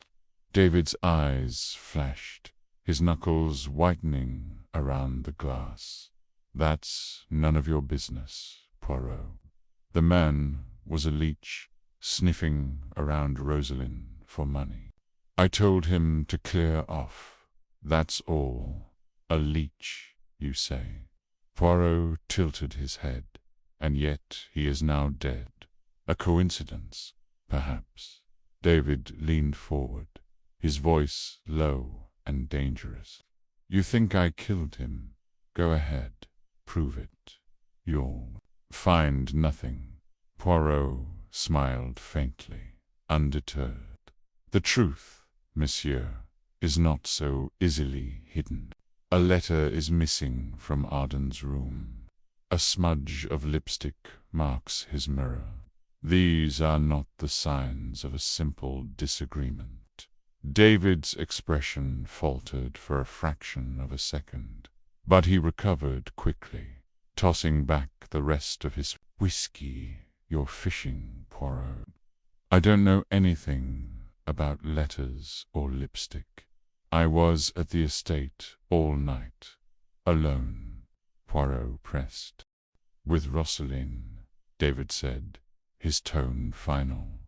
"Ask her." Poirot rose, his mind already turning to the next piece of the puzzle.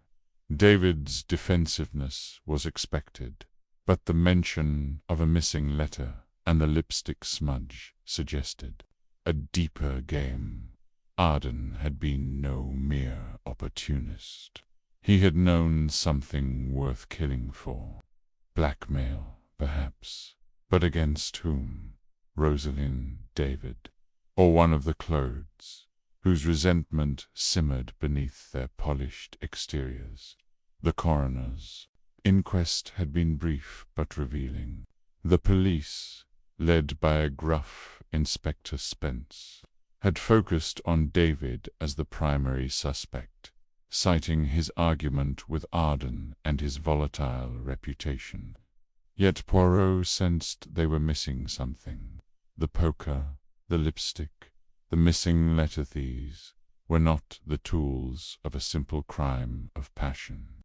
They spoke of calculation, of a secret worth protecting at all costs.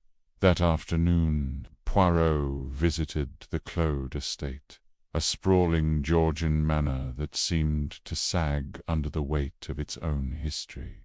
The gardens, once meticulous, were overgrown.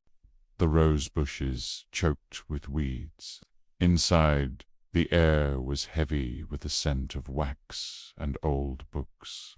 Jeremy Claude, the family's solicitor, greeted Poirot with a strained smile, his spectacles glinting in the dim light.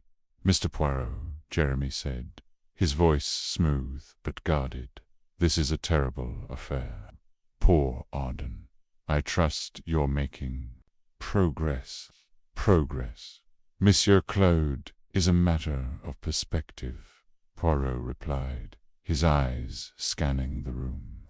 A portrait of Gordon Claude, the late patriarch, hung above the fireplace, his stern gaze seeming to judge the living.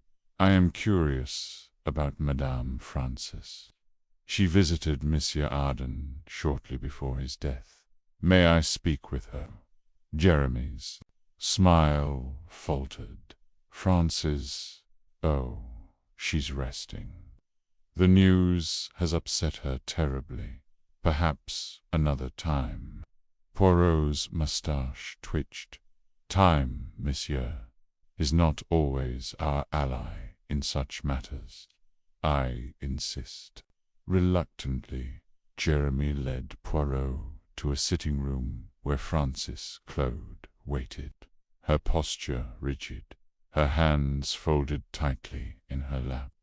She was a striking woman, her auburn hair swept into a severe bun, her lips painted with the same crimson shade Poirot had seen on Arden's mirror. The coincidence was not lost on him.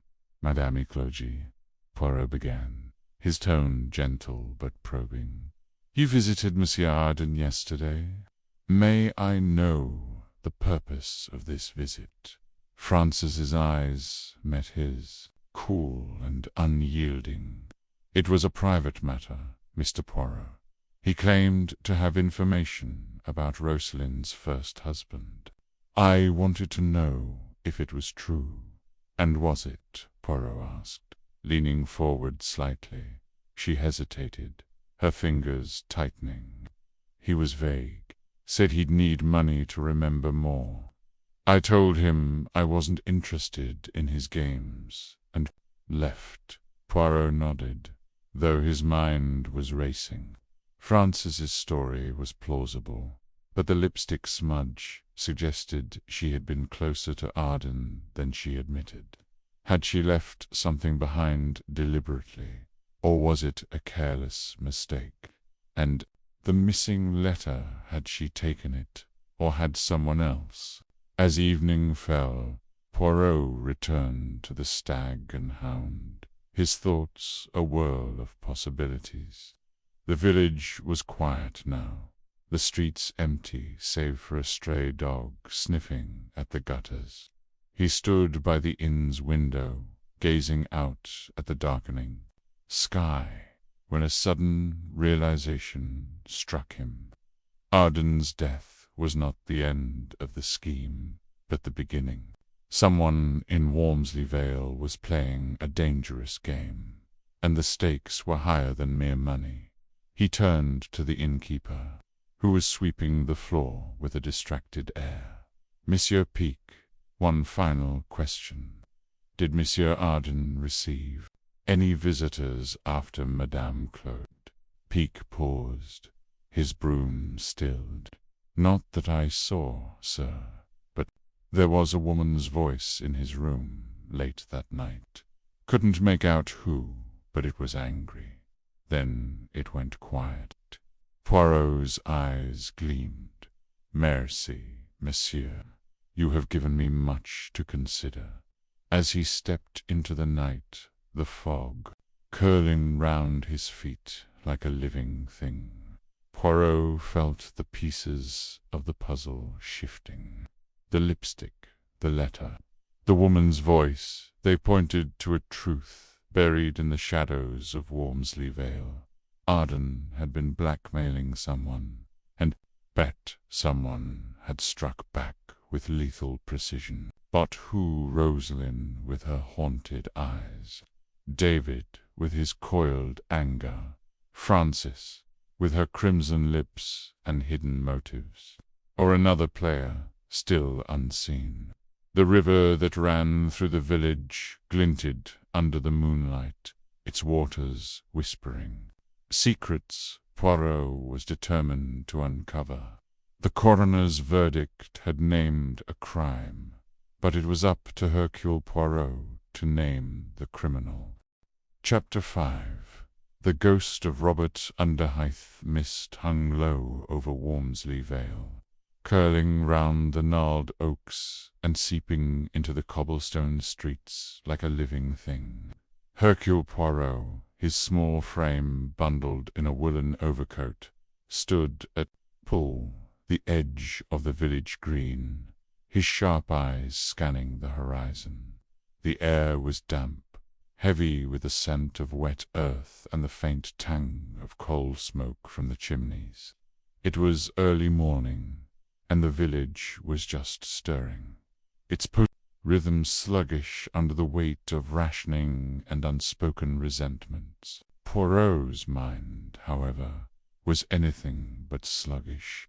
The letter he had found in Enoch Arden's belongings, brittle, yellowed page penned by Robert Underhythe, dated after his supposed death, burned in his thoughts like a beacon. The letter had been a revelation, its words cryptic yet deliberate. My dearest Rosalind, the tide turns, and I am not lost to it. Seek me where the shadow falls, beneath the hunter's moon. The date, scrawled in faded ink, was from 1943, 2 years after Robert Underhythe was presumed dead in a distant colonial outpost. Poirot's little grey cells buzzed with questions. Was Underhythe alive? Had he returned to haunt his widow Rosalind, now the sole heir to Gordon Claude's fortune? And what did Mrs. Lionel Claude's talk of spirits have to do with this? Tangible proof of life. Poirot adjusted his hat, a precise tilt to shield his eyes from the drizzle, and set off toward the Black Boar in the Innkeeper. A wiry man named Tompkins, with a penchant for gossip, had mentioned a war veteran who might know more about Underhythe's past. The prospect of new information was a spark in the fog, and Poirot was determined to fan it into a flame. The Black Boar was a squat, timbered building, its windows glowing faintly against the grey dawn. Inside, the air was thick with the smell of stale ale and bacon grease. Tompkins was behind the bar, polishing glasses with a rag that looked no cleaner than the floor. He glanced up as Poirot entered, his weathered face splitting into a grin. "Morning, Monsieur Poirot. Early for a city gent, ain't it?" he said, his voice carrying the rough warmth of the countryside. Poirot inclined his head, his moustache twitching slightly. "The early hour, Monsieur Tompkins, is the friend of clarity. I seek a manor veteran, you said, who knew Robert Underhythe. Where might I find him?" Tompkins leaned forward, lowering his voice as if the walls themselves might eavesdrop. "That be Jack Marlowe. Lives out by the old mill, past the bridge. Bit of a recluse, mind you. Fought in Africa, same as Underhythe. Heard things he has, strange things." He tapped his nose knowingly, then gestured toward a corner table. "Care for a tea before you go? On the house." Poirot declined with a polite wave. Tea, alas, must wait. The truth, it does not linger for pleasantries. He tipped his hat and stepped back into the mist, his polished shoes clicking against the wet stones. The path to the mill was a winding trail, flanked by hedgerows and the occasional bleat of a sheep. The river, warmly swollen from recent rains, churned beside the path, its surface a restless mirror of the overcast sky. Poirot's thoughts drifted to the Claude family dinner he had witnessed the previous evening. Rosaline, pale and delicate, had sat at the head of the table, her eyes darting nervously as David Hunter, her brother, deflected barbed comments from the Claudes. Jeremy Claude, the solicitor, had been particularly sharp, his words cloaked in civility but dripping with resentment over the fortune Rosaline controlled. The tension had been palpable, a web of unspoken grudges spun tighter by the stranger Enoch Arden whose arrival had stirred the pot. The mill came into view, its weathered wheel creaking in the current. A small cottage stood beside it, its roof sagging like the shoulders of a tired man. Poirot knocked, his gloved hand precise against the splintered door. After a moment it creaked open, revealing a man in his late 40s, his face etched with lines that spoke of sun and hardship. His eyes, a piercing blue, sized Poirot, up with a mix of wariness and curiosity. "Jack Marlowe?" Poirot inquired, his voice smooth as velvet, whose asking. Marlowe's tone was gruff, his accent tinged with the burr of the West Country. "Hercule Poirot, at your service. I am investigating a matter concerning Robert Underhay. I am told you knew him." Marlowe's expression hardened, but he stepped aside, gesturing Poirot into the cottage. The interior was spaza, single room with a cot, a stove, and a table, cluttered with fishing tackle and empty bottles. A faded photograph on the wall showed a younger Marlowe in khaki, standing beside a man with sharp features and a guarded smile. Poirot's eyes lingered on it, noting the resemblance to the torn photograph from Arden's room. "Underhay," Marlowe said, following Poirot's gaze. "Dead, they say, lost in Africa. But you don't believe that, do you?" Poirot settled into a rickety chair, his posture impeccable despite the uneven wood. "Belief, Monsieur Marlowe, is a luxury I do not indulge. I seek facts. You served with Underhay. Tell me of him." Marlowe lit a cigarette, the smoke curling upward like the mist outside. "Robert was a queer one. Brave, mind you, but secretive, always writing in that journal of his, muttering about shadows and tides. We were in North Africa 41. He was seconded to some hush-hush outfit intelligence. Maybe never said much, but he'd vanish for days, come back looking like he'd seen the devil." Poirot's fingers steepled beneath his chin, and his death. "The official report claims he perished in a skirmish." Marlowe snorted, exhaling a plume of smoke. "That's what they said. But I saw him, months later, in a market in Marrakesh. He was differenter, jumpy, called himself Hunter then. I figured he'd gone rogue, maybe deserted. Never reported it. War does funny things to a man." Poirot's eyes gleamed. "Hunter, you say? A curious choice of name. And did you see him again?" Marlowe shook his head. "Not after that.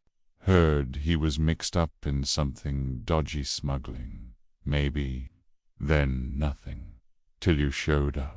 The word smuggling struck Poirot like a bell.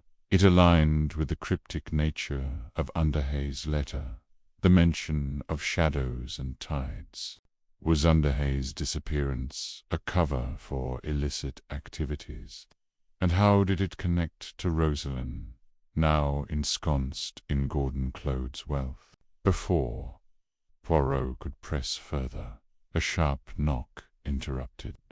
Marlowe frowned, crossing to the door.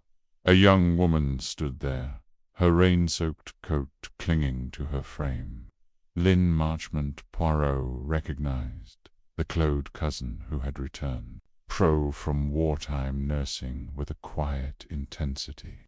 Her dark eyes flicked to Poirot, then back to Marlowe. "Jack, I need to talk to you," she said, her voice low but urgent. "It's about Rosalind." Marlowe glanced at Poirot, then stepped outside, pulling the door half closed. Poirot, ever attuned to nuance, caught fragments of their hushed conversation. ... Saw her with him, not dead, ... dangerous ... The words were a puzzle piece, jagged and incomplete, but Poirot filed them away. When Marlowe returned, his face was closed off. "Sorry, monsieur, that was private. You got what you came for." Poirot rose, smoothing his coat. "For now but I may return. The truth, it is like the river, outside it flows, and I shall follow." He tipped his hat and stepped into the drizzle, his mind racing. The village was awake now, its streets bustling with women queuing for rations and men hauling timber for rebuilding. Poirot made his way to the Clode estate, a Georgian manor that loomed over Walmsley Vale like a stern patriarch. Rosalind was in the garden, her slender figure bent over a rosebush, pruning shears in hand. She started as Poirot approached, her eyes wide with a fear she quickly masked. "Monsieur Poirot," she said, her Irish lilt soft but strained, "I didn't expect you so early." "Time, madame, is the ally of truth," Poirot replied, his gaze steady.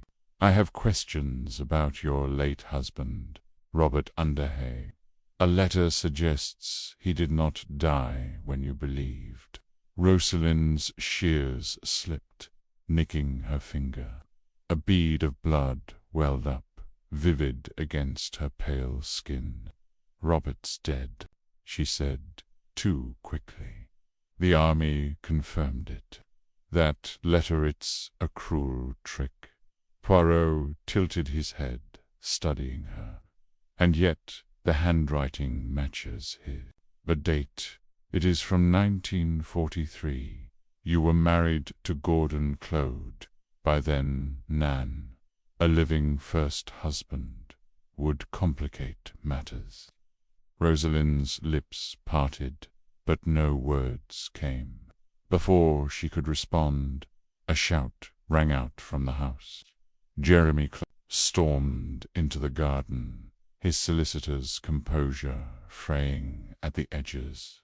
"Rosalind, what's this about a letter? If that man's alive, your marriage to Gordon was invalid. The fortune—" "Enough, Jeremy." Rosalind's voice cracked like a whip, surprising Poirot with its steel. "You'll not speak to me like that. I'm no thief." Jeremy's face reddened, but he held his tongue, his eyes darting to Poirot. "You're stirring trouble, monsieur. This family's suffered enough." Poirot raised a hand, placating. "I stir only to settle, Monsieur Clode. The truth, it is like sediment in Whodunit, must rise to be seen." As Jeremy retreated, muttering, Poirot turned back to Rosalind, but she was already hurrying inside, her shears abandoned on the grass. The encounter left Poirot with more questions than answers. Rosaline's fear was genuine, but was it of Underhay's ghost, or something more tangible? And Jeremy's outburst, did it stem from greed, or was he protecting a secret of his own? The day wore on, and Poirot returned to the village, his steps guided by instinct. The Black Boar was busier now, its patrons a mix of locals and labourers. Tomkins, ever the font of gossip, leaned over the bar as Poirot ordered a coffee rare. Luxuriate in these rationed times. Word spreading, Tomkins said, sliding the cup across. Folks say Underhay's ghost is walking the vale. Mrs. Lionel's been at her séances again, claiming she's heard him. Poirot sipped the coffee, grimacing at its bitterness. Ghosts, Monsieur Tomkins, are but shadows of the living.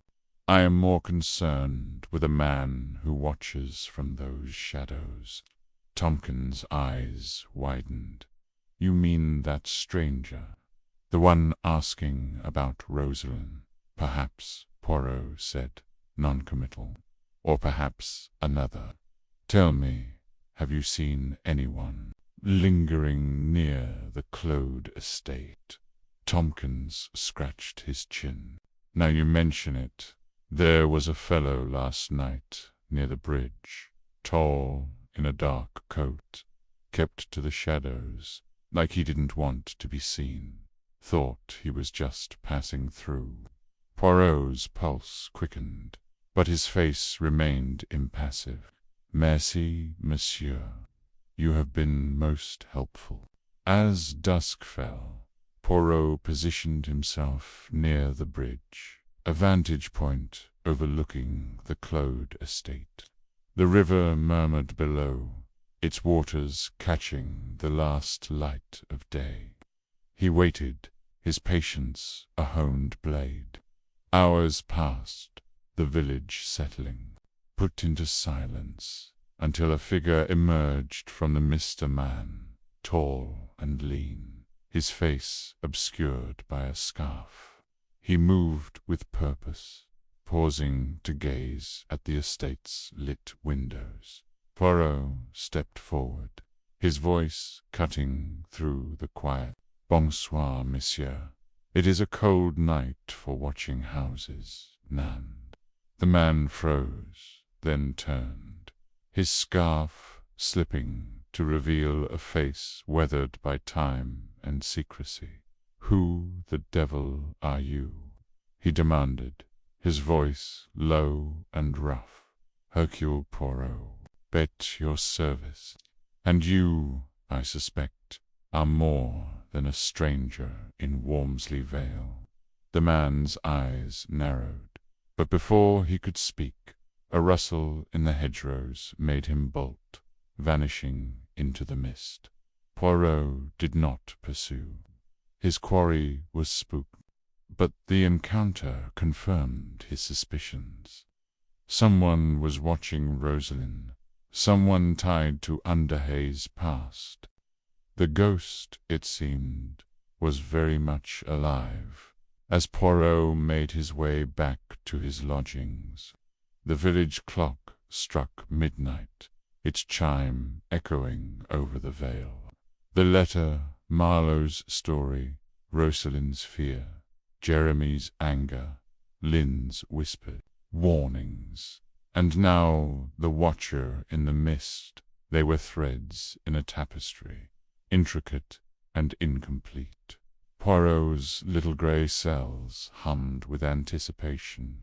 The truth was near, lurking just beyond the fog, and he would find it as surely as the river found the sea.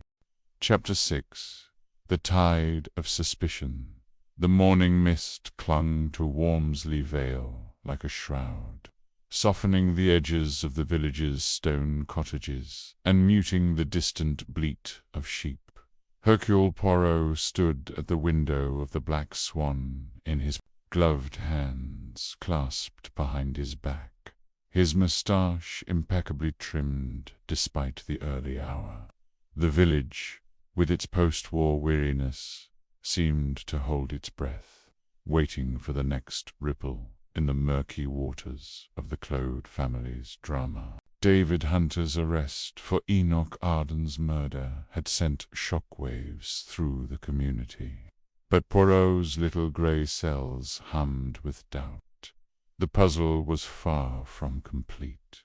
Poirot's gaze drifted to the inn's garden, where a lone figure moved among the dew-soaked roses. Lynn Marchmont, the young woman who had caught his attention at the Claude estate, was clipping stems with a pair of shears, her movements precise yet distracted.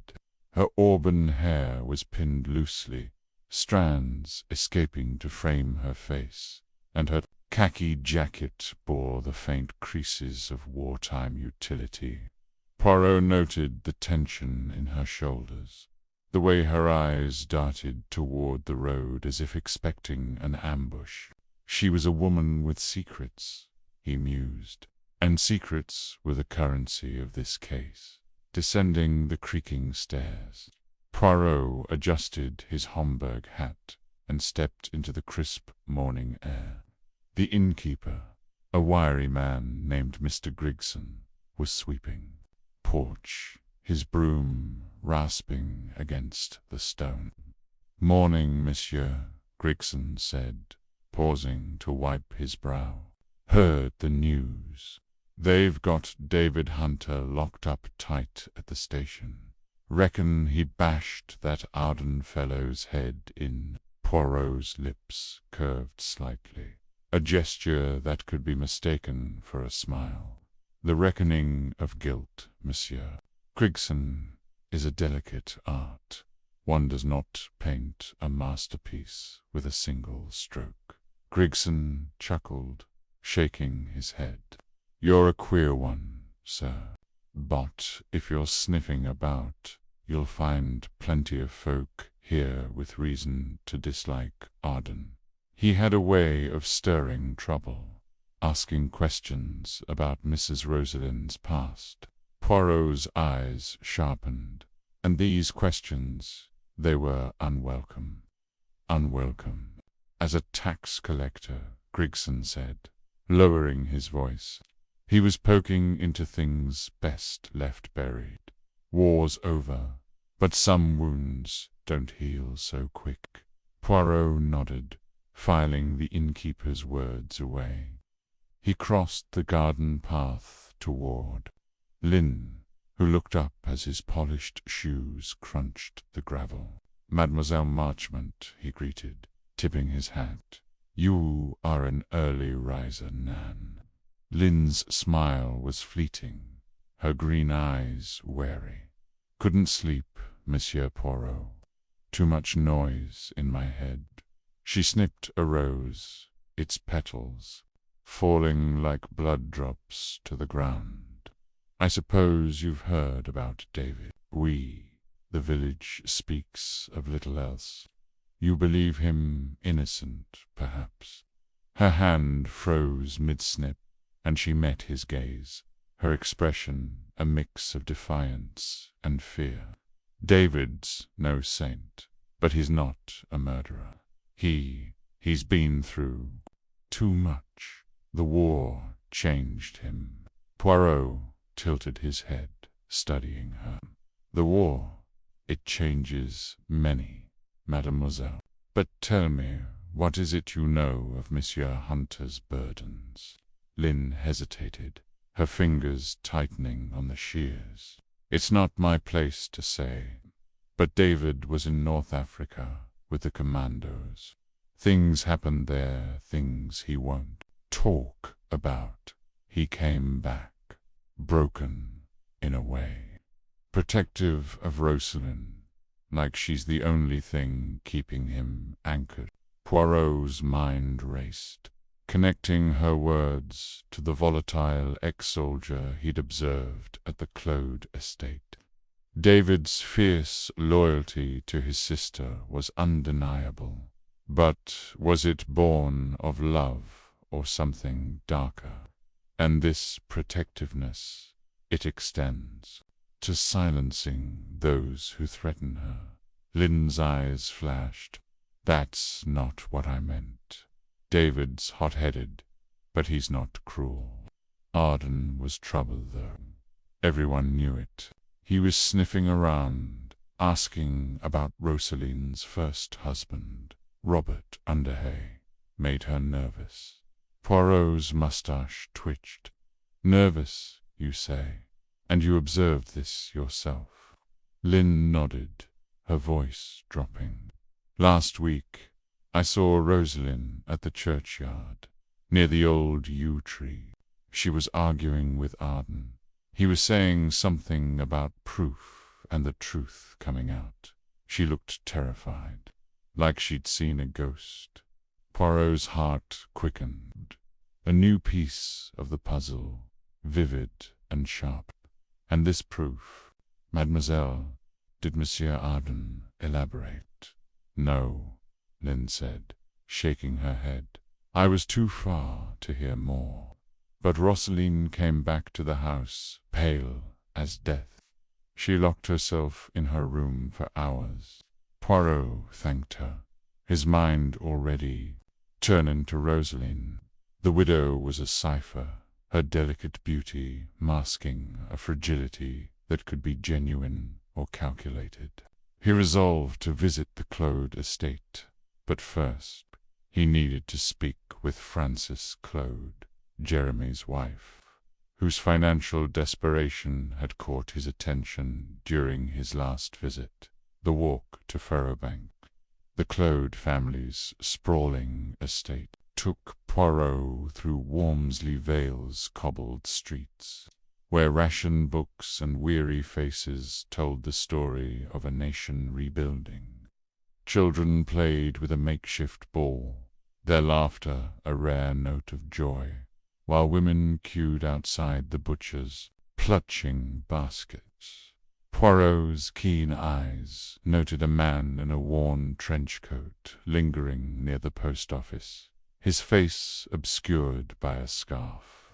The stranger's posture suggested vigilance, and Poirot wondered if he was the same figure the innkeeper had mentioned. Man asking questions about Rosalen. At Furrowbank, the housekeeper, Mrs. Baines, greeted Poirot with a curt nod. Mrs. Francis is in the drawing-room, sir. Mind you, she's not in the best of moods. The drawing-room was a study in faded grandeur, its heavy drapes and mahogany furniture relics of a wealthier era. Frances Claude sat by the fireplace, her dark hair pulled into a severe bun, her hands twisting a handkerchief.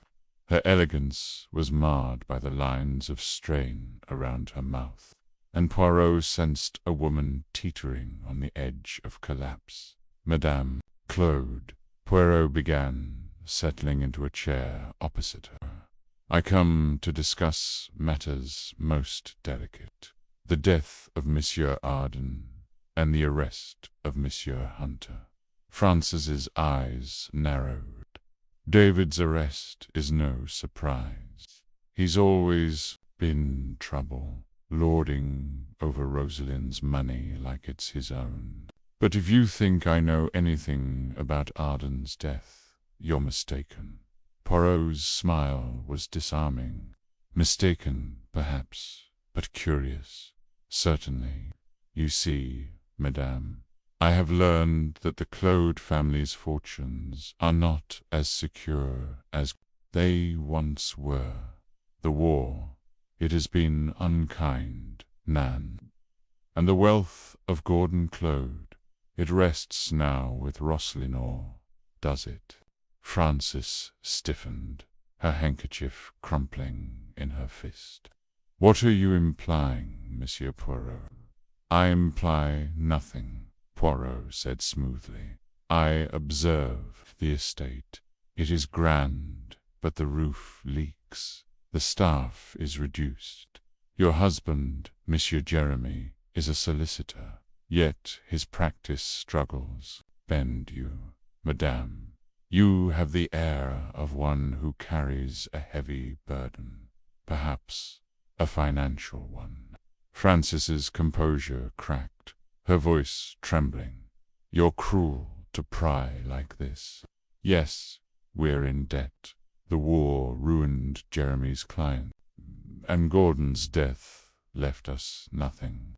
Rosaline's money should have been ours, Gordon promised it. But that woman and her brother, they've taken everything. Poirot leaned forward, his voice gentle but probing. And Monsieur Arden, did he offer a way to reclaim this money? A secret, perhaps, about Rosaline's past. Frances's eyes widened, and for a moment Poirot thought she might confess. But she rallied, her tone icy. Arden was a vulture, preying on our hopes. He hinted at things about Rosaline's first husband, Robert Underhay. Said he had proof Robert was alive, which would make her marriage to Gordon invalid. But I didn't trust him. He wanted money, and we have none to spare. Poirot nodded, his mind cataloguing her words. Frances's desperation was palpable, but her denial of involvement with Arden rang true. Yet her mention of the trust piqued his interest. This proof, madame, it would alter the trust. We, be fortune. It would return to the Claude family. Frances hesitated, then nodded. Jeremy explained it once. If Rosaline's marriage to Gordon was invalid, the trust reverts to Gordon's blood relatives. But Arden's dead now, and whatever proof he had is gone. Poirot's eyes gleamed. Gone, perhaps, but not forgotten. Tell me, madame, where is Monsieur Jeremy this morning? He's at his office in the village, Frances said, her voice flat. Prayers. He been there all week, trying to keep our creditors at bay. Poirot rose, bowing slightly. You have been most helpful, madame. I shall trouble you no further for now. As he left Furrowbank, Poirot's thoughts churned. The trust was the key, a legal knot tying Rosaline's fortune to the Claude's greed. If Robert Underhay was alive, the marriage to Gordon Claude would be null, and the money would flow back to Jeremy, Frances, and the others. Arden's murder suggested. Someone wanted that secret berry door exposed at a price. But David's arrest troubled Poirot. The ex-soldier's temper was real, but his motive was murky. Was he protecting Rosaline or something else? Poirot's next stop was the village solicitor's office, a modest building with a chipped sign, reading J. Claude Esq. Jeremy Claude was at his desk, surrounded by stacks of papers, his spectacles perched on his nose. He looked up as Poirot entered, his expression weary but guarded. Monsieur Poirot, Jeremy said, gesturing to a chair. I suppose you're here about David. A bad business. That bad indeed, Poirot agreed, settling into the chair. But I am here about more than Monsieur Hunter.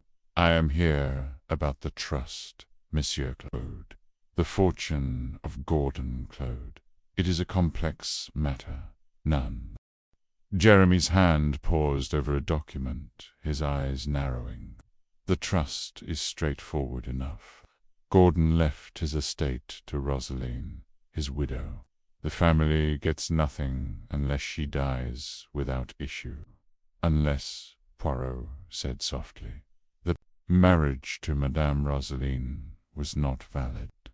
If par example, her first husband, Robert Underhay, were alive. Jeremy's face paled, but he recovered quickly. That's nonsense. Robert Underhay died years ago in Africa. Rosalind's marriage to Gordon was legal. Poirot's smile was enigmatic. Legal, perhaps, but fragile. Monsieur Arden, he believed otherwise. He spoke of proof, did he not? And you, monsieur, you hired a private investigator to watch Madame Rosalind. Why? Jeremy's jaw tightened.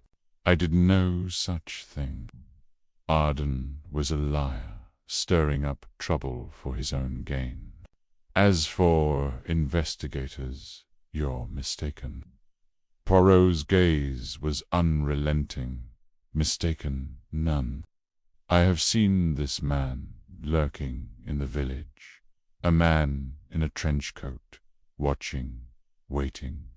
You sought to uncover Madame Rosalind's secrets, perhaps to secure the trust for yourself. Jeremy slammed a fist on the desk, his voice rising.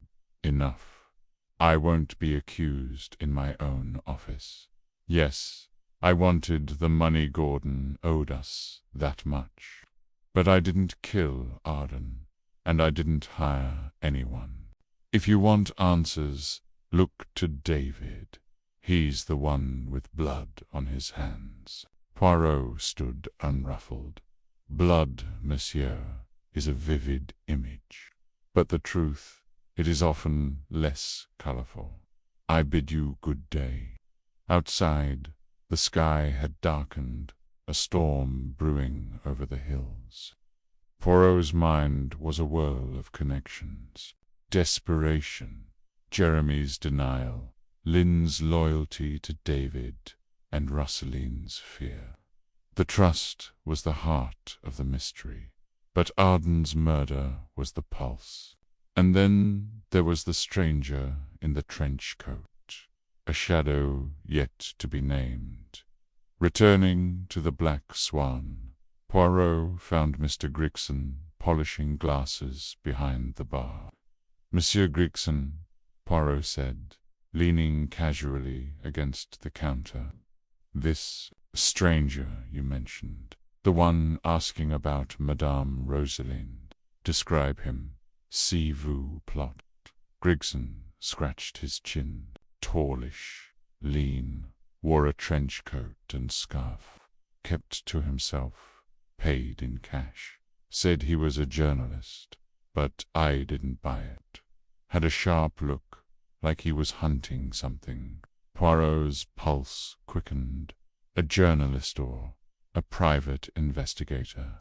He thanked Gregson and retired to his room, where he spread his notes across the desk. The pieces were aligning, but the picture was incomplete. David's arrest was a distraction. He was certain. The real killer was still at large, guarding a secret tied to Rosalind's past. That evening, Poirot visited the Claude estate unannounced, hoping to catch Rosalind off guard. The housekeeper led him to the library, where Rosalind sat by a flickering lamp, a book unopened in her lap. Her blonde hair was loose, her blue eyes wide with apprehension.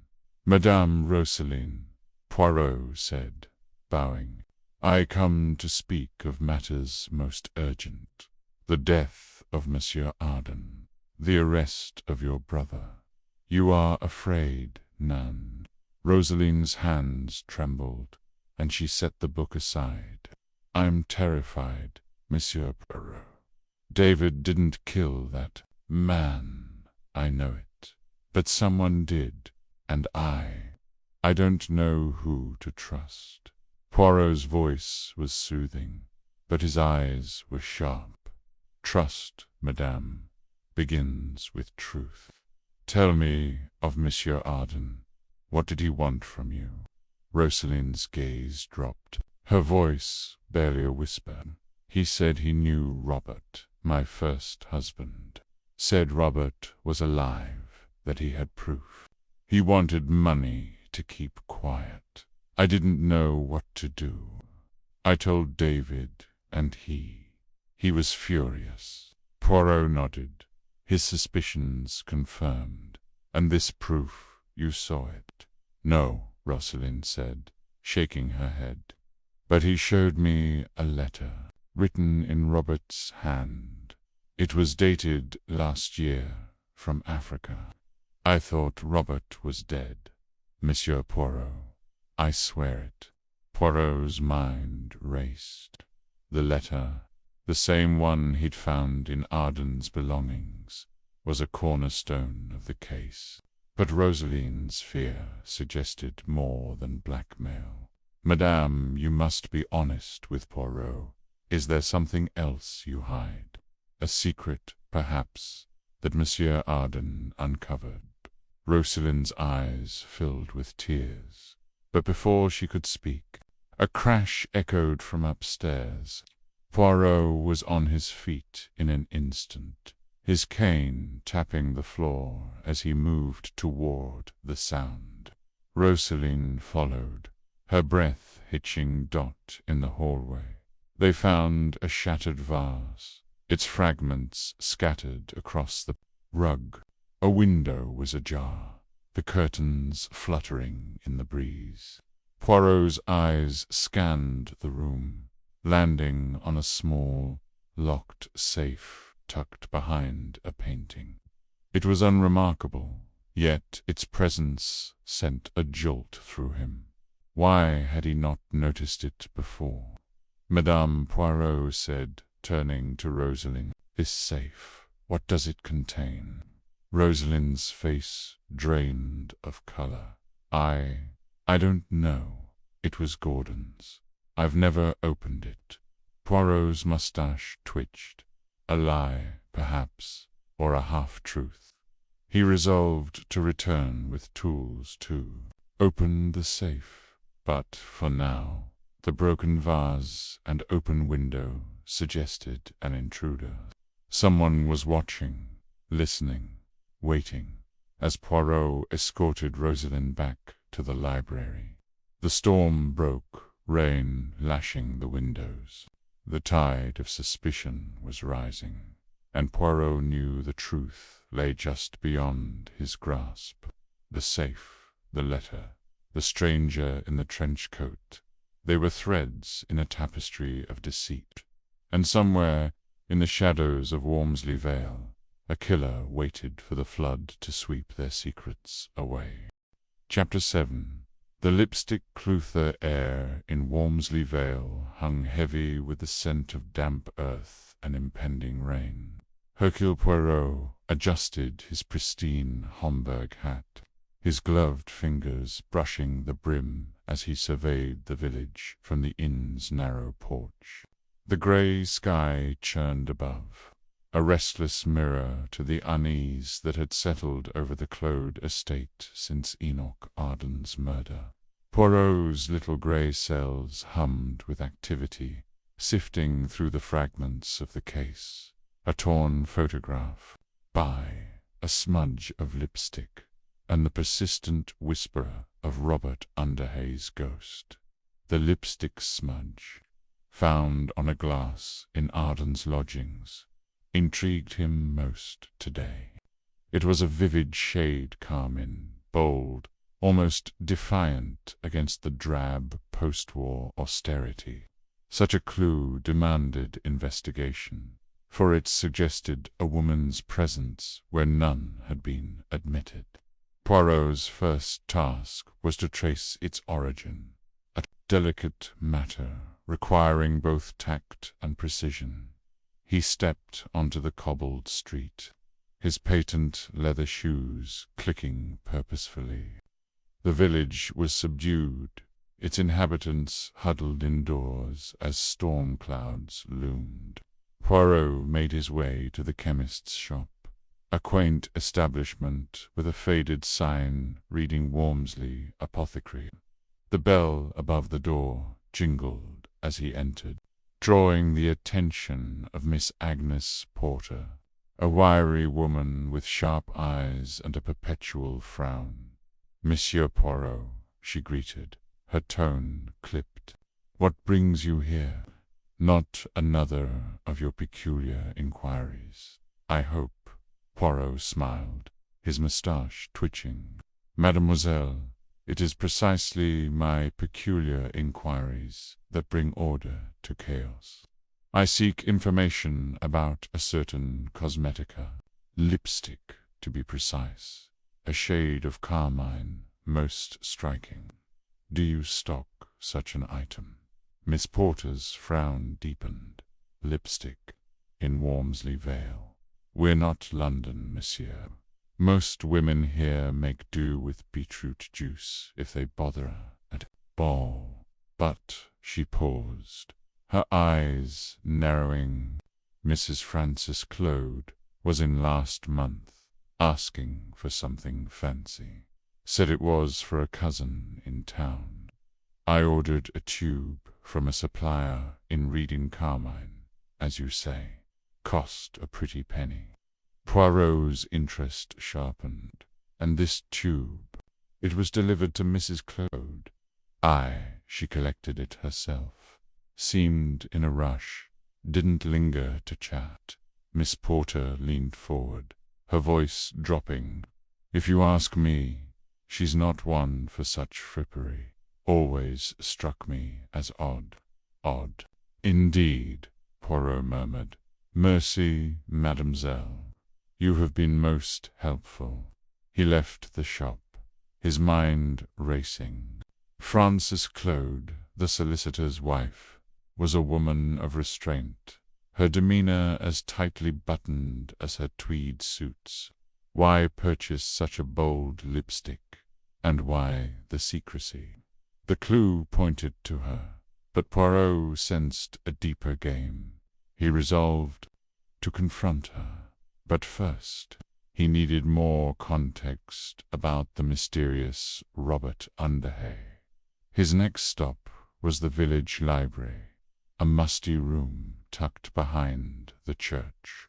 The librarian, Mr. Harold Grayson, was a stooped man with ink-stained fingers, bow, and a passion for war record.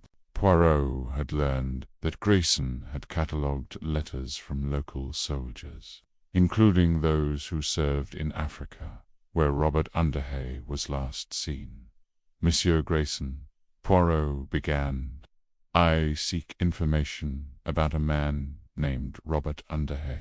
He served in Africa during the war, perhaps under an alias. Have you any records that might illuminate his fate?" Grayson adjusted his spectacles, peering at Poirot with curiosity. "Underhay, you say?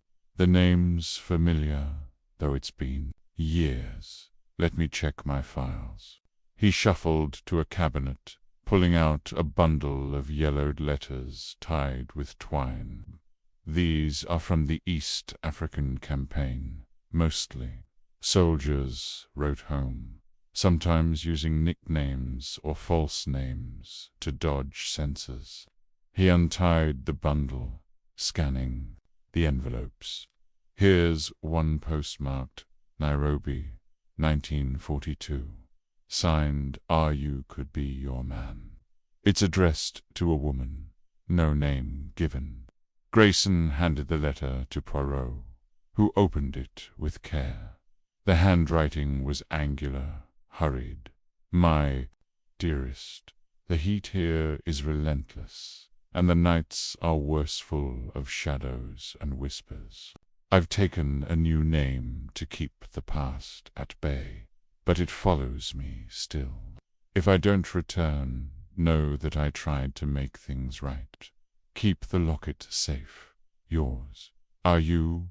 Poirot's eyes lingered on the word locket, a new thread in the tapestry. "This is most valuable, Monsieur Grayson. May I borrow it?" Grayson hesitated, then nodded. "For a day, no more. And be careful, it's fragile." With the letter tucked into his pocket, Poirot headed toward the Claude estate. The wind had picked up, rattling the shutters of the village houses. As he approached the manor, he spotted Frances Claude in the garden, pruning roses with a ferocity that suggested more than horticultural zeal. Her auburn hair was pinned tightly, and her face bore the strain of sleepless nights. "Madame Claude," Poirot called, tipping his hat. "A moment, if you please." Frances straightened, her pruning shears glinting in the dim light. "Monsieur Poirot, what now?" "More questions about poor Enoch Arden." "Indeed, madame. But also about a small matter of cosmetics." Poirot's tone was light, but his eyes were keen. "A tube of carmine lipstick purchased from the apothecary. It was found in Arden's room. You see," Frances's grip on the shears tightened, her knuckles whitening. "Lipstick. I don't know what you mean. I rarely use such things. Yet Miss Porter recalls you ordered it specially," Poirot pressed. "Perhaps it was a gift.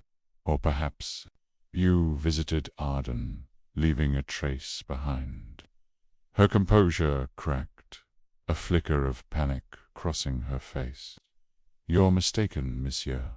I never met that man. If there's lipstick, it's someone else's. Rosalind. Perhaps she's young." "Frivolous." Poirot tilted his head, unconvinced. "Rosaline favors softer shades. Madame la Dame, and you were seen near Arden's lodgings the night he died. Why were you there?" Frances's eyes darted to the manor, then back to Poirot. "Very well," she hissed, lowering her voice. "I met him, but only once. He wrote to me, claiming he knew something about Jeremy's business dealings, something that could ruin us. I went to reason with him, to beg him to stay silent. But I didn't kill him, I swear." "And the lipstick?" Poirot asked. I must have touched a glass.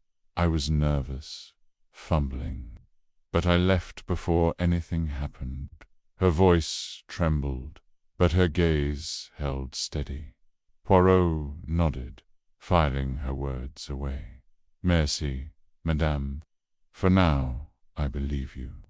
But secrets, they have a way of surfacing now." He turned to leave, but Frances called after him. "Monsieur Poirot, be careful. This village's full of shadows, and not all of them are kind." Her warning echoed in his mind as he walked back to the inn. The sky had darkened, and a distant rumble of thunder heralded the storm. Poirot's thoughts turned to Robert Underhay. The letter suggested he was alive in 1942, hiding under an alias. But where was he now? And what was the locket's significance?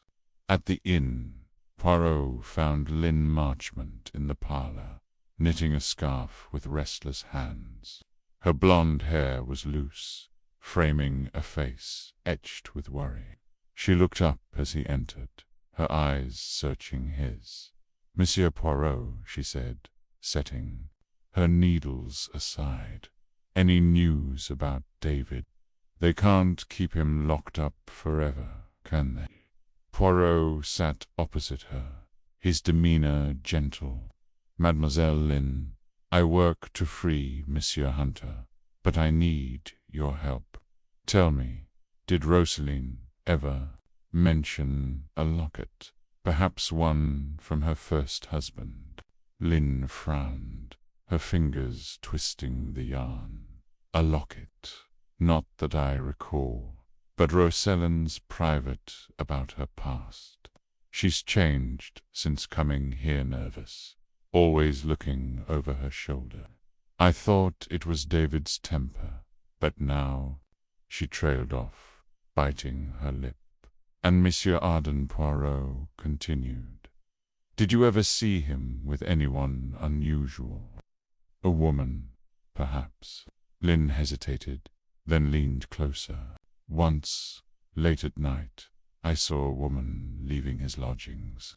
She wore a hooded cloak, but I caught a glimpse of red lipstick, I think.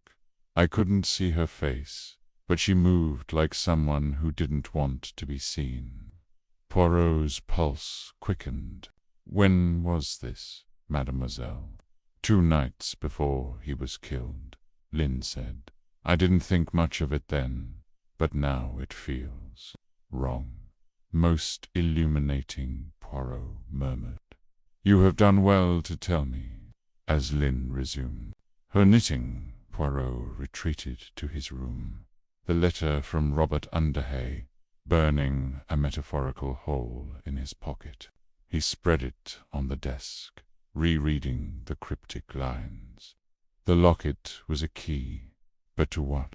And Francis's admission, had she told the whole truth, or was she protecting someone?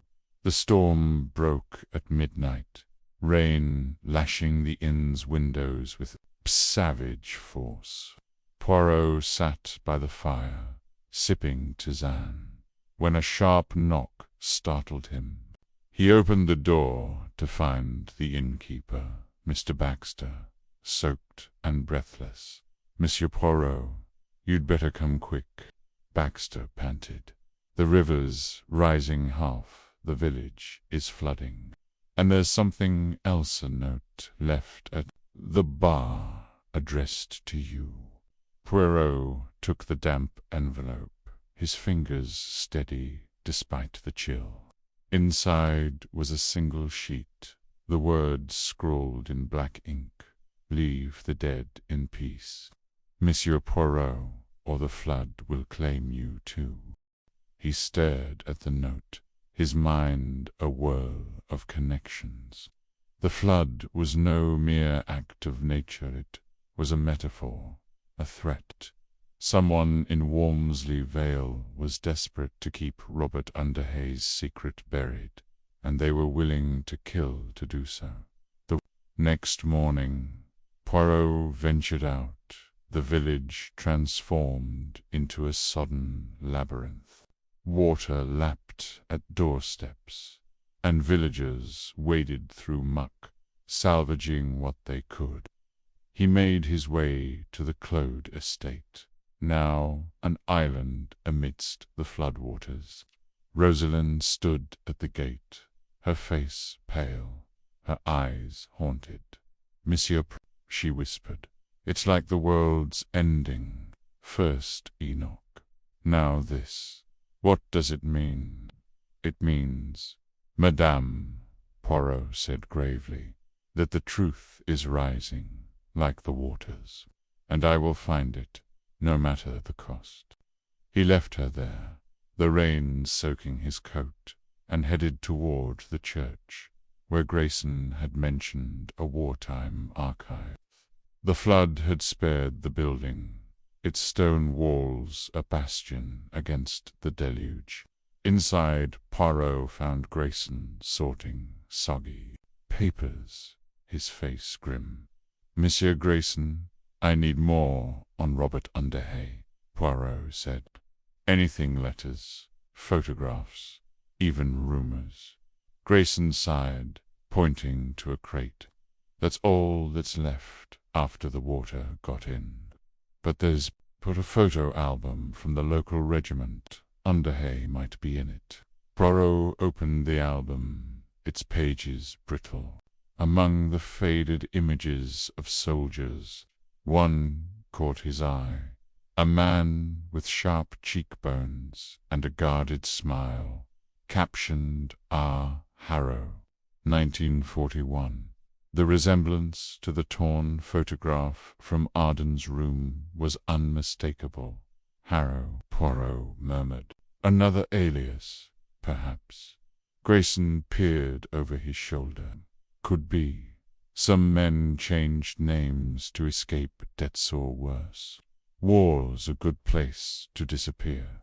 Poirot pocketed the photograph, his resolve hardening.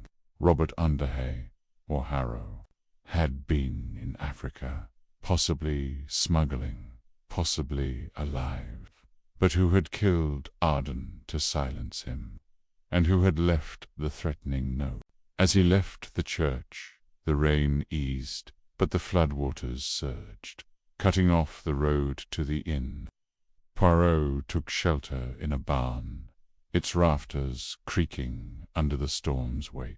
There, amidst bales of hay, he found a discarded scarf of silk, embroidered with initials, F.C. Francis Clodes.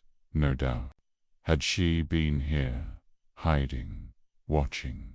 The barn door creaked open, and Poirot tensed, his hand on his cane.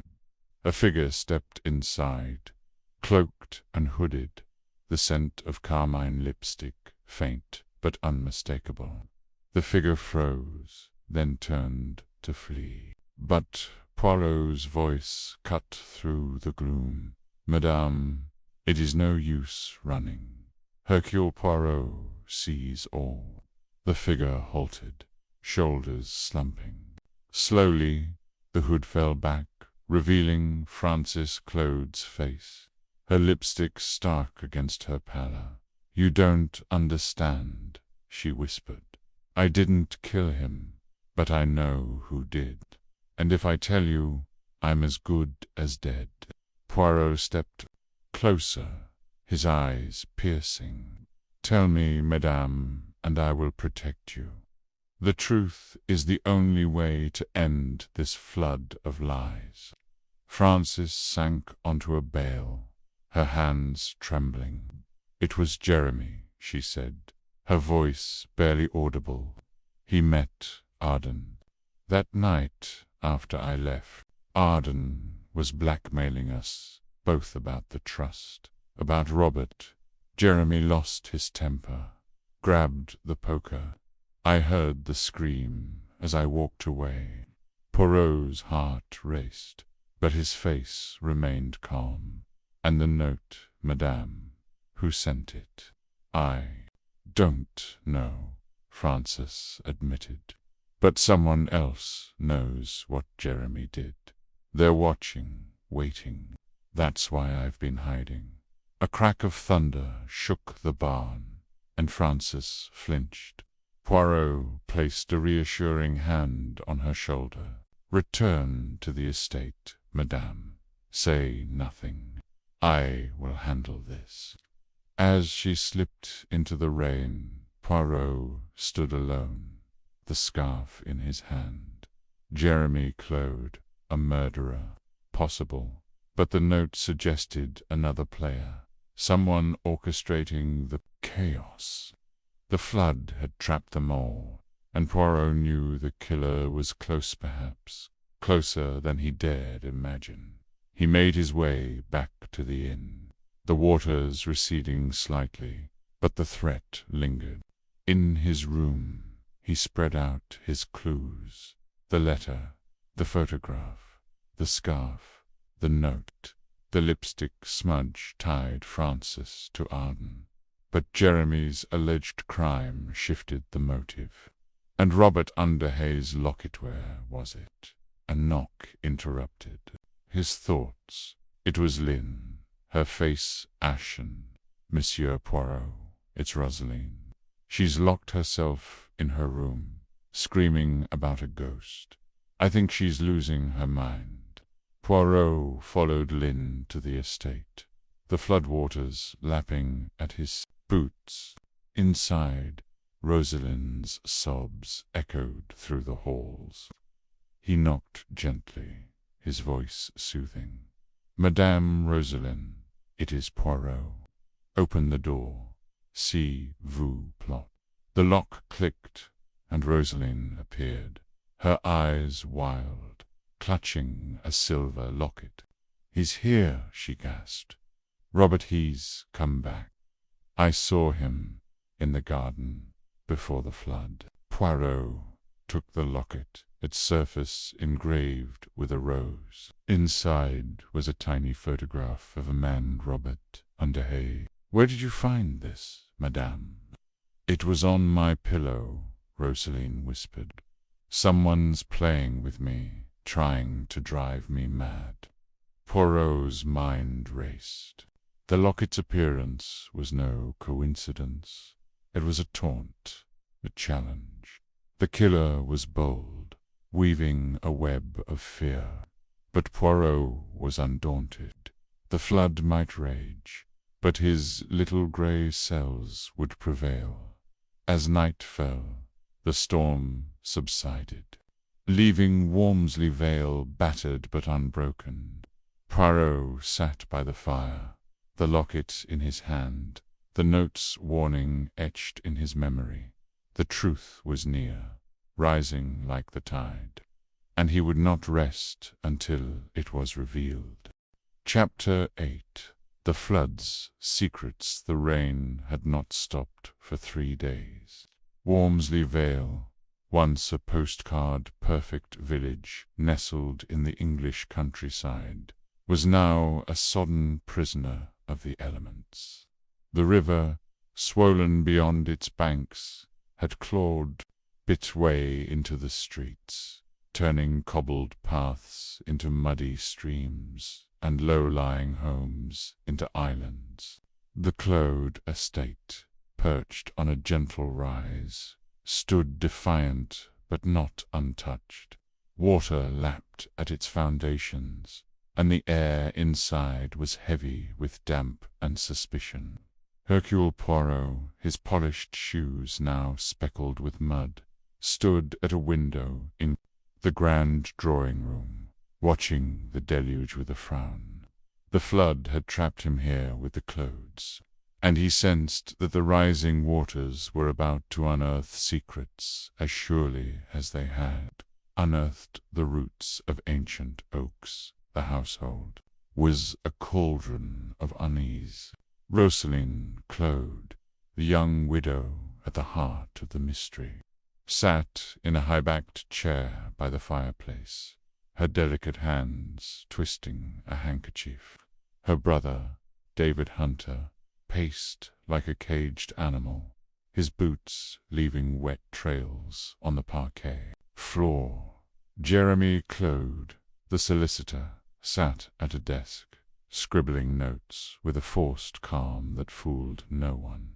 His wife, Frances, hovered near the door, her sharp eyes darting between the others as if tallying their sins. Lynn Marchmont, the young woman caught in the family's orbit, leaned against a bookcase, her face pale but resolute. The flood had locked them all together, and Poirot knew that confinement would crack the facades they wore. "Monsieur Poirot," Rosaline said suddenly, her voice soft but edged with panic, "do you think this rain will ever stop? It feels as if the world is drowning." Poirot turned from the window, his moustache twitching slightly as he considered her. "The rain, madame, will cease when it is ready. But the secrets it uncovers, those may take longer to dry out." Rosa's eyes widened, but before she could respond, David stopped pacing and glared at Poirot. "What's that supposed to mean? You've been poking around for days, asking questions, stirring things up. If you've got something to say, spit it out." "Patience, Monsieur Hunter," Poirot replied, his tone measured. "The truth is like the river outside. It moves at its own pace, but it always arrives." David snorted, but his bravado was thin. Poirot had noticed the ex-soldier's quick temper, his protective grip on Rosaline, and the shadows in his eyes that spoke of war's lingering wounds. There was something more to David Hunter, something he guarded as fiercely as he did his sister. Poirot's gaze shifted to the others. each a piece in the puzzle of Enoch Arden's murder and the mystery of Robert Underhay's supposed death. The coded message he had deciphered in Robert's letter, found in Arden's belongings, pointed to a meeting in Africa, a detail that gnawed at him. What had Robert been involved in, and why did it cast such a long shadow over this family? The morning had begun with a discovery that set Poirot's mind racing. While exploring the estate's library, he had found a hidden compartment in a dusty globe, containing a single sheet of paper. It was a letter, written in Robert Underhay's precise hand, dated 1943, 2 years after his reported death. The words were cryptic, a jumble of numbers and phrases. Cape Town, 17th. The hawk flies at dusk. Trust no shadow. Poirot had spent hours poring over it, cross-referencing it with the letter from Arden's room. The code suggested a rendezvous, but with whom? And why had Rosalind, who claimed to mourn her first husband, kept silent about his survival? Now, as the rain drummed on the roof, Poirot decided to press forward. He crossed the room to a side table where a silver tray held a decanter of brandy and several glasses. Pouring a small measure, he used the gesture to gather their attention. "Mes amis," he said, his voice cutting through the room's tension. "We are here, trapped by the flood, but this is an opportunity. The truth, it hides in the corners. Both this house, in the words you do not say, in the glances you exchange. Let us speak plainly." Jeremy looked up from his notes, his pen pausing. "Plainly. You think we're hiding something, Poirot. I've told you everything I know about Rosalind's marriage to Gordon. The estate is hers, legally. This nonsense about Robert being alive is just that nonsense. Is it?" Poirot's eyes gleamed. "Then why, Monsieur Claude, does a letter from Robert Underhay, written long after his supposed death, speak of a meeting in Cape Town? And why does a man calling himself Enoch Arden, who claimed to know Robert, lie dead in the village?" Jeremy's face tightened, but Francis spoke before he could. "You're suggesting we're all conspirators, Monsieur Poirot. That's absurd. We're victims of circumstance, nothing more." Poirot tilted his head, studying her. Frances was a woman of steel, her elegance masking a calculating mind. The lipstick smudge in Arden's room had been hers, he was certain. Put it, though she had denied any involvement beyond a fleeting meeting. Victims, madame, perhaps, but victims of what? Greed, fear, or something darker? Lynn, who had been silent, stepped forward. "Monsieur Poirot, you're stirring up trouble without proof. David's already been arrested once, and now you're throwing accusations around like confetti. What do you actually know?" Poirot smiled faintly. "Mademoiselle Marchmont, I know that you saw something the night Enoch Arden died. You told me you overheard an argument between Rosalind and a man whose voice you did not recognize. But I think you did recognize it, and I think it was not David." Lynn's cheeks flushed, and she looked away. Poirot noted the reaction. Filing. Bit away. She was in love with David. That much was clear. But her loyalty was torn. Had she seen something that implicated Rosalind? Or was she protecting someone else entirely? Before Lynn could respond, a sharp crack echoed from outside, followed by a low rumble. The group froze, their eyes darting to the windows. "The bridge," David said, his voice low. "It's gone. The river's taken it." Poirot moved to the window, peering into the grey haze. The wooden bridge that connected the estate to the village was indeed gone, its splintered remains bobbing in the churning water. They were truly cut off now, a microcosm of suspicion and secrets. He turned back to the room, his mind sharpening. "The flood, it changes things," he said, "but it also reveals. Let us take a walk, mes amis, through the grounds. There is something I must see." Despite protests, Rosalind's nervous refusal, Jeremy's insistence on staying dry, Poirot led them into the rain-soaked garden. The air was thick with the scent of wet earth and decay, and the ground squelched underfoot.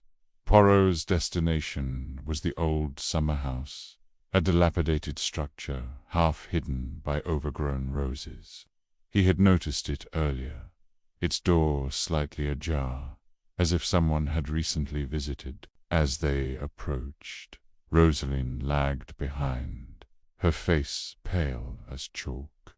"Madame Claude," Poirot said, pausing to face her, "you do not wish to enter the summer house."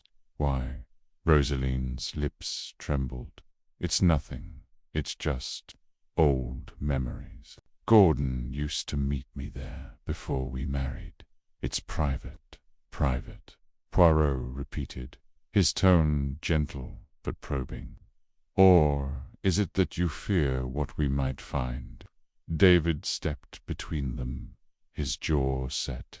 "Leave her alone, Poirot. She's been through enough." But Poirot was undeterred. He pushed open the summer house door, revealing a damp, shadowed interior. The air was musty, and a single chair sat in the center, as if waiting for an occupant. Poirot's eyes scanned the room, landing on a pile of leaves in the corner. He knelt, brushing them aside, and uncovered a small leather-bound journal, its pages swollen with moisture but intact. He lifted it carefully, feeling the weight of discovery. "What is that?" Frances asked, her voice sharp. "A journal," Poirot said, opening it to reveal tight, meticulous handwriting. "And, I believe, the property of Robert Underhay." The group fell silent, the rain's steady patter the only sound. Poirot flipped through the pages, his eyes catching fragments. "Cape Town, 1943. The shipment must be secured. The Hawk is compromised. Trust no one, not even her." The entries were a mix of logistics and paranoia, detailing Robert's wartime activity, smuggling, perhaps, or something more clandestine. Poirot closed the journal, tucking it into his coat. "This," he said, "is a piece of the puzzle. But it raises a question. Who hid it here, and why?" Rosalind's knees buckled, and David caught her before she fell. "I didn't know," she whispered. "I swear, I didn't know he was here." Poirot's gaze softened, but his mind was racing. Rosalind's fear was genuine, but was it fear of Robert's ghost or of someone living? The journal suggested Robert had been in Walmsley Vale, perhaps watching, perhaps plotting. And the argument Lynn had overheard, could it have been with Robert himself?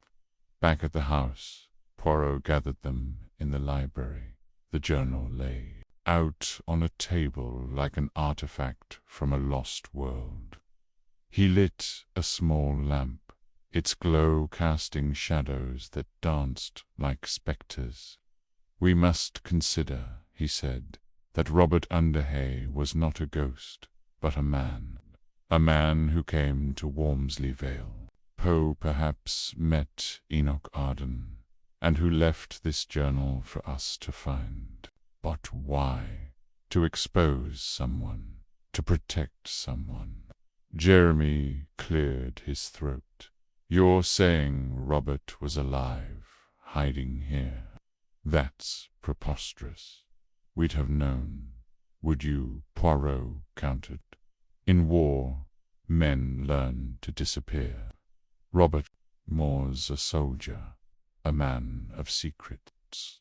And this journal speaks of a hawk, a code, perhaps, for a person or a plan. We must ask, who is the hawk and who betrayed it?" Frances crossed her arms. "This is all speculation. You've got a soggy book and a lot of theories, Poirot. What does it prove?" "It proves," Poirot said, "that someone in this house knows more than they say. And the flood, it keeps us here until the truth is found." The day stretched on, the rain unrelenting. Poirot spent hours with the journal, its entries with a letter from Arden's room. The code was simple but clever as substitution cipher based on dates. Deciphered, it revealed a meeting in Cape Town with a contact called Hawk, discussing a shipment of unspecified goods. The final entry, dated just weeks before Arden's death, read, "She knows. I must act before it's too late." Who? Was she Rosaline, Frances, or someone else entirely? Dinner was a tense affair, the clink of cutlery loud in the silence. Rosaline barely ate, her eyes darting to the windows as if expecting a spectre. David hovered close, his hand resting on her shoulder. Jeremy and Frances exchanged guarded looks, while Lynn watched them all, her expression unreadable. Poirot, seated at the head of the table, observed every gesture, every pause. The flood had stripped away their pretenses, and he sensed the truth was close. After dinner, Lynn approached him in the hallway, her voice low. "Monsieur Poirot, I need to tell you something. That night, before Arden died, I saw Rosaline in the garden. She was arguing with a man not David. He was tall, with a limp, and his voice. It sounded like the man I met once, years ago, with Rosaline." Robert Poirot's eyes narrowed. "You are certain, mademoiselle?" Lynn hesitated, then nodded.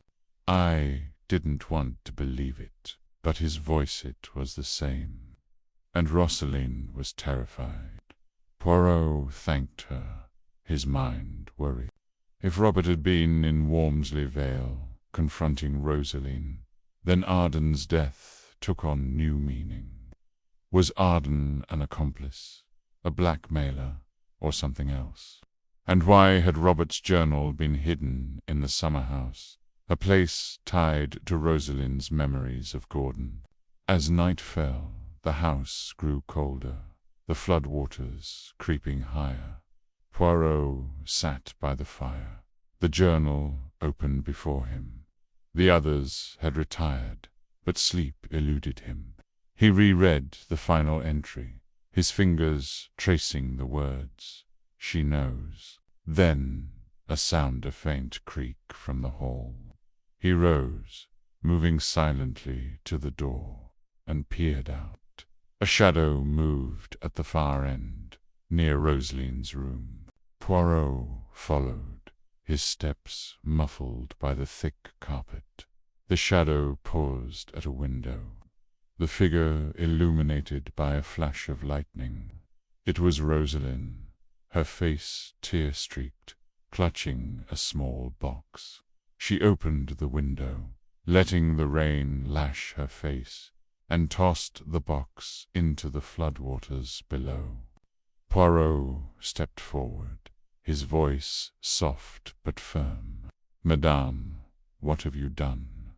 Rosalind gasped, spinning to face him. "Monsieur Poirot, it was nothing. Just an old keepsake." "A keepsake," Poirot repeated, "or a secret you wished to drown?" Rosalind's eyes filled with tears, but she said nothing.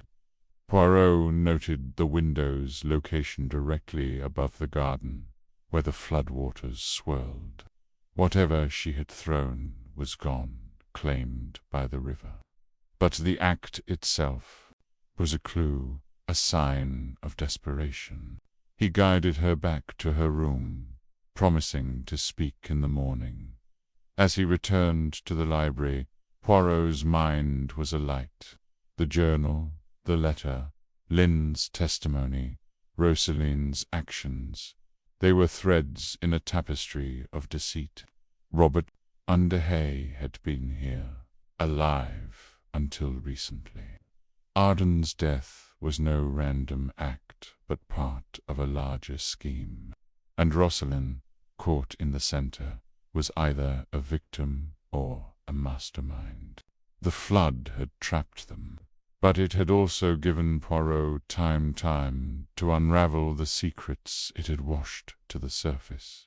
He closed the journal, his little gray cells humming. Tomorrow he would confront the Clodes with the truth of Robert's presence. The flood's secrets were rising, and Hercule Poirot would not let them sink again. Chapter 9. The Man in the Shadows. The floodwaters of Walmsley Vale churned with restless fury, a mirror to the turmoil brewing within the Claude estate. Hercule Poirot stood by the drawing-room window, his gloved hands clasped behind his back, his sharp eyes scanning the sodden landscape. The rain had ceased, but the river still roared, its swollen currents tearing at the village's fragile edges. The air was thick with the scent of damp earth and the faint metallic temps of fear that clung to the household like a second skin. Inside, the Clodes moved with the uneasy rhythm of caged animals. Rosalind Underhay, pale and fragile as a porcelain doll, sat by the fire, her fingers twisting a handkerchief into knots. David Hunter, her brother, paced the room, his ex-soldier's frame taut with barely restrained aggression. Frances Claude, her auburn hair pinned tightly, sipped tea with a composure that Poirot found almost too deliberate. Jeremy Claude, the solicitor, was absent, having retired to his study to review documents. A flimsy excuse, Poirot suspected, to avoid the suffocating tension. The detective's mind was a whirl of details. The lipstick smudge on Enoch Arden's mirror, the coded letter from Robert Underhay, the journal found in the garden, its ink bleeding but its secrets intact. And now the watcher, a shadowy figure glimpsed in the mist, trailing Rosalind like a spectre. Poirot had seen him twice now, once by the churchyard, once near the estate's Rotine gates. The man's movements were too deliberate to be those of a curious villager. No, this was someone with purpose, someone who knew the value of remaining unseen. Monsieur Poirot. Frances's voice cut through his thoughts, smooth as velvet but edged with impatience. You've been staring at that river for an hour. Have you found the murderer in its currents? Poirot turned, his moustache twitching with a faint smile. "The river, madame. It speaks, but it does not confess. It tells me of chaos, of things hidden beneath the surface, much like this household. None." Francis's lips tightened, but she held his gaze. "You enjoy your metaphors, don't you? But metaphors don't solve murders." "Perhaps not," Poirot conceded, stepping closer to the fire. "But observation does. And I observe, madame, that you are most composed for a woman whose husband is entangled in a web of suspicion." Her teacup clinked against its saucer, a fleeting betrayal of her calm. "Jeremy is a solicitor. He deals in facts, not gossip. If you have accusations, make them plainly." Poirot raised a hand, placating. "Accusations I do not make. Questions, however, I have many. For example, who is the man who watches this house? The one who slips through the shadows, unseen by all but moi." Rosalind gasped, her handkerchief falling to the floor. David stopped pacing, his dark eyes narrowing. "What man?" he demanded, his voice low and dangerous. Poirot tilted his head, studying David's reactions. "A man, Monsieur Hunter, who moves with the stealth of a soldier. Perhaps you know him, or perhaps," he added, turning to Rosalind, "he knows you, Madame Underhay." Rosalind's eyes widened, her breath catching. I don't know what you mean. I haven't seen anyone. Yet someone sees you," Poirot pressed gently, "and I wonder why." The room fell silent, save for the crackle of the fire and the distant rumble of the river. Poirot let the tension simmer, his gaze drifting from one face to another. Francis's fingers tightened around her cup. David's jaw clenched, his hands balling into fists. Rosalind's eyes darted to the window, as if expecting the watcher to materialize. Before anyone could speak, the door swung open, and Lynn Marchmont entered, her rain-soaked coat dripping onto the rug. Her cheeks were flushed, her blonde hair plastered to her forehead. "The bridge is out," she announced, breathless. "The floods cut us off completely. No one's getting in or out of Walmsley Vale until the water recedes." David swore under his breath, striding to the window. "Perfect, trapped like rats." Poirot's eyes gleamed. "Trapped, oui, but also contained. The murderer, he cannot flee, nor can the watcher." Lynn frowned, shaking off her coat. "Watcher, what's this about?" Poirot recounted his sightings, omitting no detail.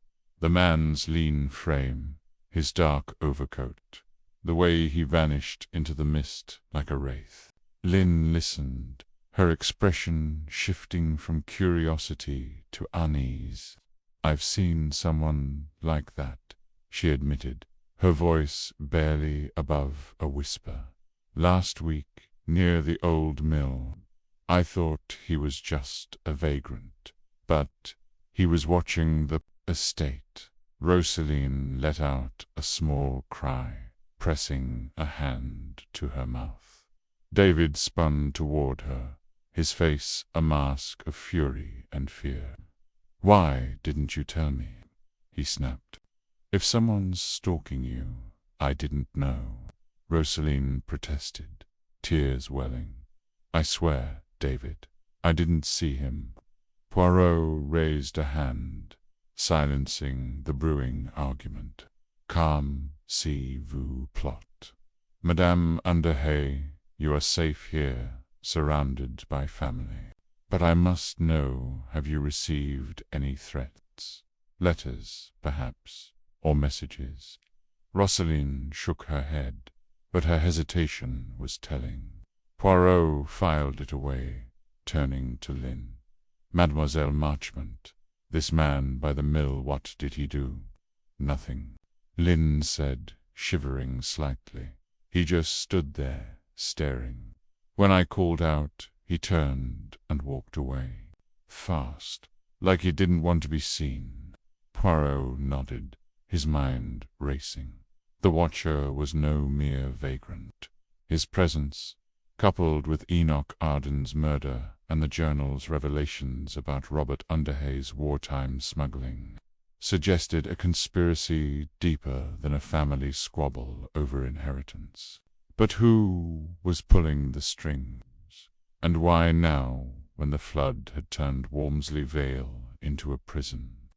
The answer came sooner than expected. That evening, as Poirot reviewed the journal in his rumor-cramped guest chamber overlooking the flooded garden, a soft knock interrupted him. He opened the door to find Jeremy Claude, his face pale, his tie askew. "Monsieur Poirot," Jeremy said, his voice low, "I need to speak with you, privately." Poirot gestured to a chair. "Entrez, monsieur. What troubles you?" Jeremy closed the door, glancing over his shoulder, as if expecting eavesdroppers. "It's about Rosaline," he began, sitting stiffly. I hired someone to follow her." Poirot's eyebrows rose, though he was not entirely surprised. "A private investigator, perhaps?" Jeremy nodded, running a hand through his thinning hair. "Yes, a man named Carter from London.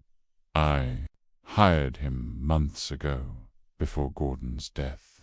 I thought Rosaline was hiding something, her past, her first husband. I needed to protect the family's interests." "And what did Monsieur Carter find?" Poirot asked, leaning forward. Jeremy hesitated, his eyes flickering with guilt. "Nothing concrete at first. But after Gordon died, Carter started digging deeper.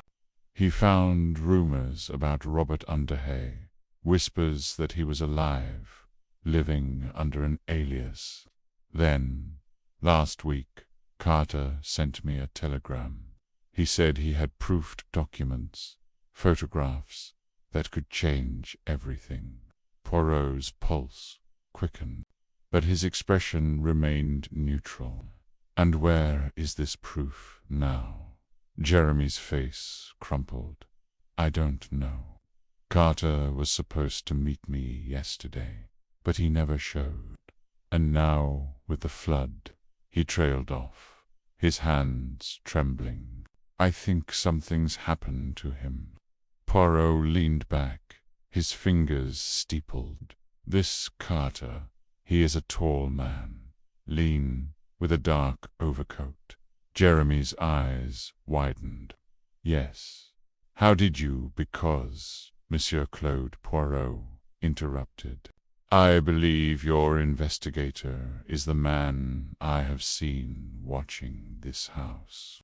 And if he has not contacted you, it is because he is either in hiding or he is dead." Jeremy paled, his breath catching. "Dead? But why? Who would?" Poirot held up a hand. "That I do not yet know, but I will find out. Tell me, did Carter ever mention a man named Enoch Arden?" Jeremy shook his head, bewildered. "No. Who is that?" Poirot did not answer, his mind already piecing together the puzzle. Carter, the watcher, had been closing in on Robert Underhay's secret. Enoch Arden, with his cryptic claims, had been part of the same web, and now both men were missing. Worst journal with its cryptic entries about smuggling routes and coded names, held the key, but its pages were maddeningly incomplete. "Return to your study," Monsieur Poirot said at last. "Speak of this to no one, not even your wife. Trust Hercule Poirot to uncover the truth." Jeremy nodded, rising unsteadily. As he left, Poirot's gaze returned to the journal.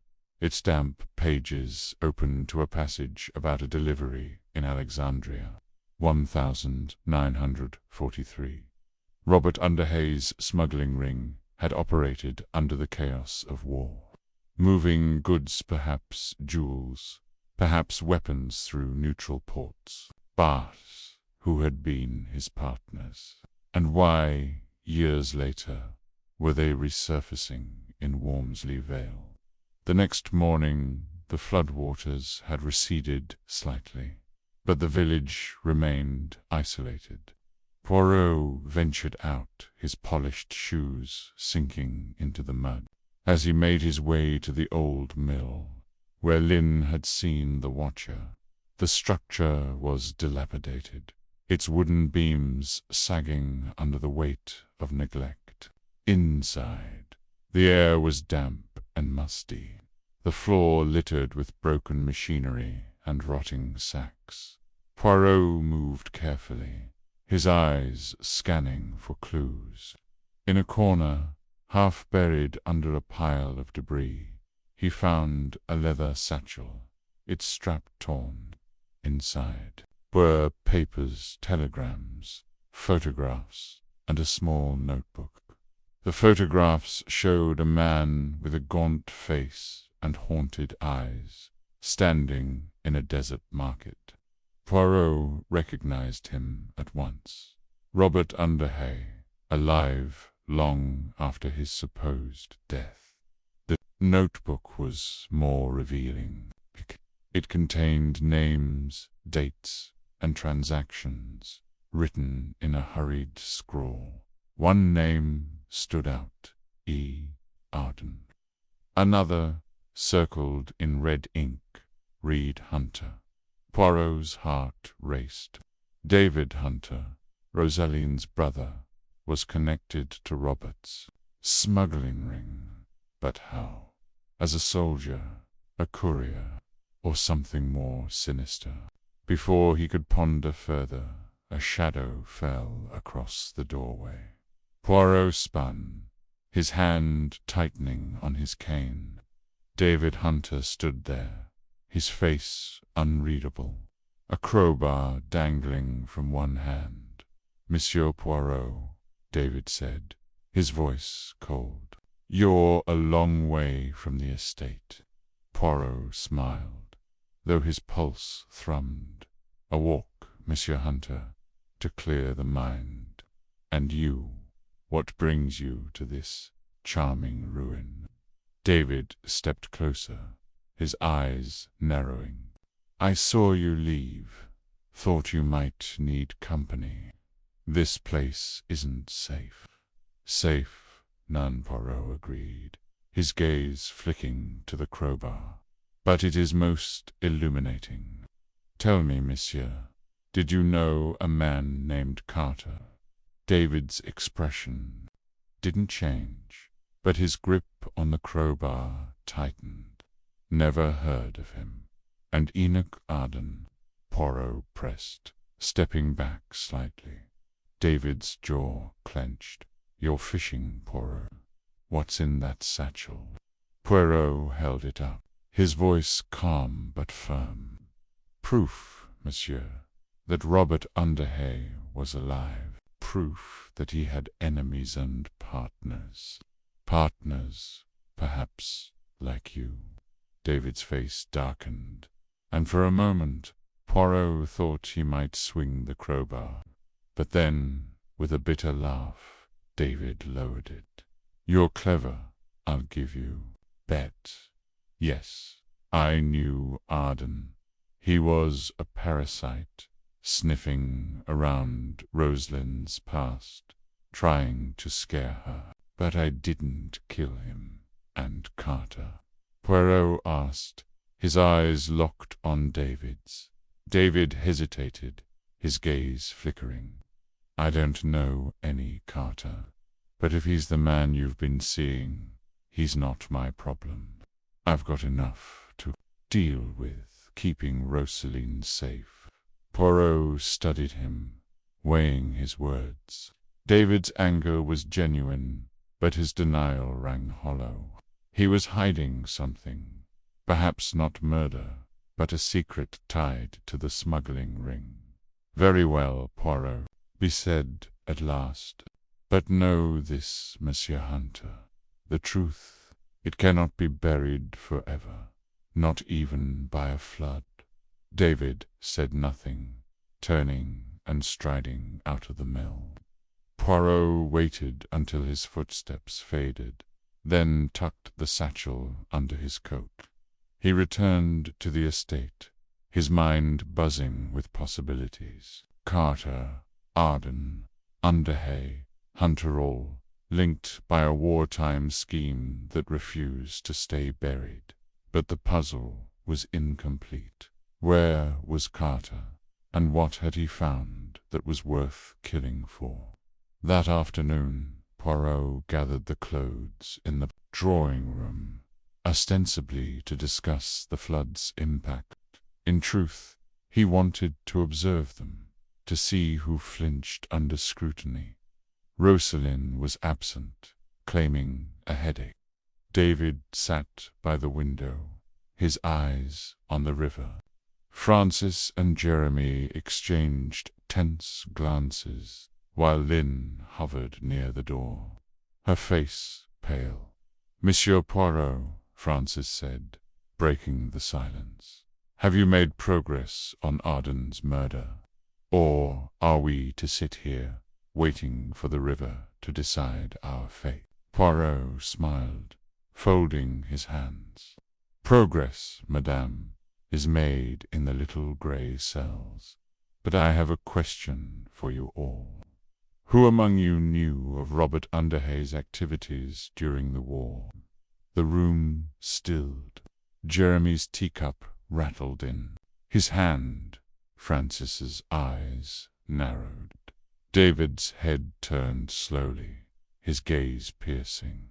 "What activities?" Lynn asked, her voice small. Poirot leaned forward, his voice low and deliberate. "Smuggling, mademoiselle. Goods moved through the shadows of war, with Robert Underhay at the center.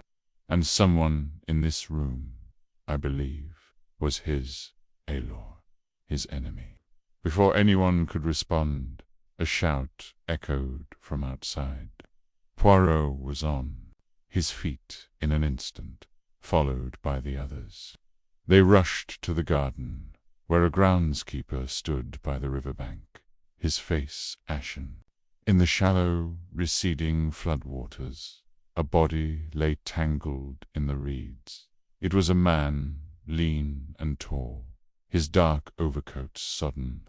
On his wrist gleamed a silver watch, its face engraved with the initials R.U. Poirot knelt beside the body, his heart sinking. The watch was Robert Underhay's, but the face, bloated and pale, was not. This was Carter, the private investigator, dead and discarded like flotsam. And with him, Poirot realized, died the last clear thread to Robert Underhay's secret. The chapter closed with Poirot staring at the body, his little grey cells racing. Carter's death was no accident. Someone in Walmsley Vale had killed two. Protect a secret tied to a watch, a journal, and a man who refused to stay dead. The flood had trapped them all, but it had also brought the truth closer to the surface. Poirot vowed, as the wind howled through the reeds, to unmask the killer before the waters receded. Chapter 10. The masquerade unraveled. The rain had stopped. But Wormsley Vale lay sodden, its fields glistening under a weak autumn sun. Hercule Poirot stood at the window of the Claude estate's drawing-room, his small, precise hands clasped behind his back. The air was heavy with the scent of damp wood and the faint tang of mildew, a reminder of the flood that had trapped them all in this sprawling house. His sharp eyes scanned the garden, where the swollen river still churned, its waters muddy, panned, and restless. The confirmation of the second body's identity, Robert Underhay, alive until mere days ago, had shifted the puzzle's pieces, and Poirot's mind buzzed with the clarity of a man nearing the truth. Rosaline Underhay sat on a velvet settee, her pale hands twisting a handkerchief into knots. Her dark eyes, usually guarded, flickered with something raffia, perhaps, or guilt. Beside her, David Hunter paced, his boots leaving faint marks on the polished floor. The ex-soldier's lean frame was taut, his jaw set as if bracing for a blow.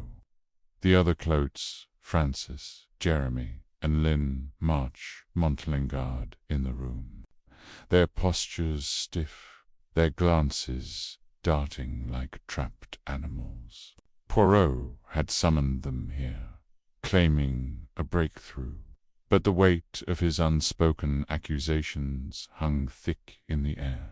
Monsieur Poirot, Rosaline's voice trembled, barely above a whisper. You said you know who the second man is. Please, tell us. I can't bear this any longer. Poirot turned from the window, his moustache twitching slightly as he surveyed the room. Patience, Madame Underhay, he said, his voice calm but edged with steel. The truth, it is like a fine wine, it must breathe before it is savored. But rest assured, the masquerade is unraveling. David stopped pacing, his eyes narrowing. Enough games, Poirot. You've got us all here, trapped like rats in this blasted house. If you know something, spit it out. Poirot raised a hand, silencing him. Monsieur Hunter, the truth is not a thing to be spat. It is to be revealed with care, lest it shatter more than it mends. Let us begin with what we now know. He stepped toward the center of the room, his polished shoes clicking. Softly, the man found in the floodwaters, wearing the watch of Robert Underhay, is indeed Robert Underhay himself. Not a ghost, not a rumor, but a man who lived and breathed until very recently. A gasp escaped Frances Claude. She sat rigid, her knuckles white against the armrest of her chair. Jeremy, her husband, adjusted his glasses, his face unreadable, but his fingers drumming a nervous rhythm on his knee. Lynn, standing by the fireplace, crossed her arms, her gaze fixed on Poirot, as if trying to unravel him as he unraveled the case. But how? Rosaline's voice cracked. Robert died years ago. I saw the papers, the letters from Africa. He was gone. Nan, Madame, Poirot said gently, his eyes softening for a moment. You believed he was gone, and someone ensured you continued to believe it. But Robert Underhay was very much alive, hiding under aliases, moving through the shadows of a world torn by war, and someone in this room knew it. The silence was suffocating. David's hands clenched into fists, and he took a step toward Poirot. You're accusing one of us, based on what? A watch, a body. You're grasping old man. Poirot's eyes gleamed. Not grasping, monsieur. Observing. The watch was but a clue, a breadcrumb leading to a larger truth. Let us consider the man who called himself Enoch Arden. He arrived in Walmsley Vale, claiming knowledge of Robert Underhay. He spoke of secrets, of a man who might still live. But Enoch Arden was no stranger to Robert. He was his accomplice. The room stirred. Jeremy leaned forward, his voice sharp. Accomplice? In what, exactly? Poirot's lips curved into a faint smile. In deception, Monsieur Claude. Robert Underhay, as we learned from his journal, was entangled in a wartime smuggling ring. Be dealt in goods medicines, rations, perhaps even secrets moving them through Africa under the noses of authorities. Enoch Arden, whoever he was in truth, was his partner in this enterprise. Together they profited from chaos. But when Robert vanished, presumed dead, Arden saw an opportunity. He came here, posing as a man with a story to sell, to blackmail. Madame Underhay Rosalind's handkerchief fell to the floor. She pressed a hand to her mouth, her eyes wide. Blackmail.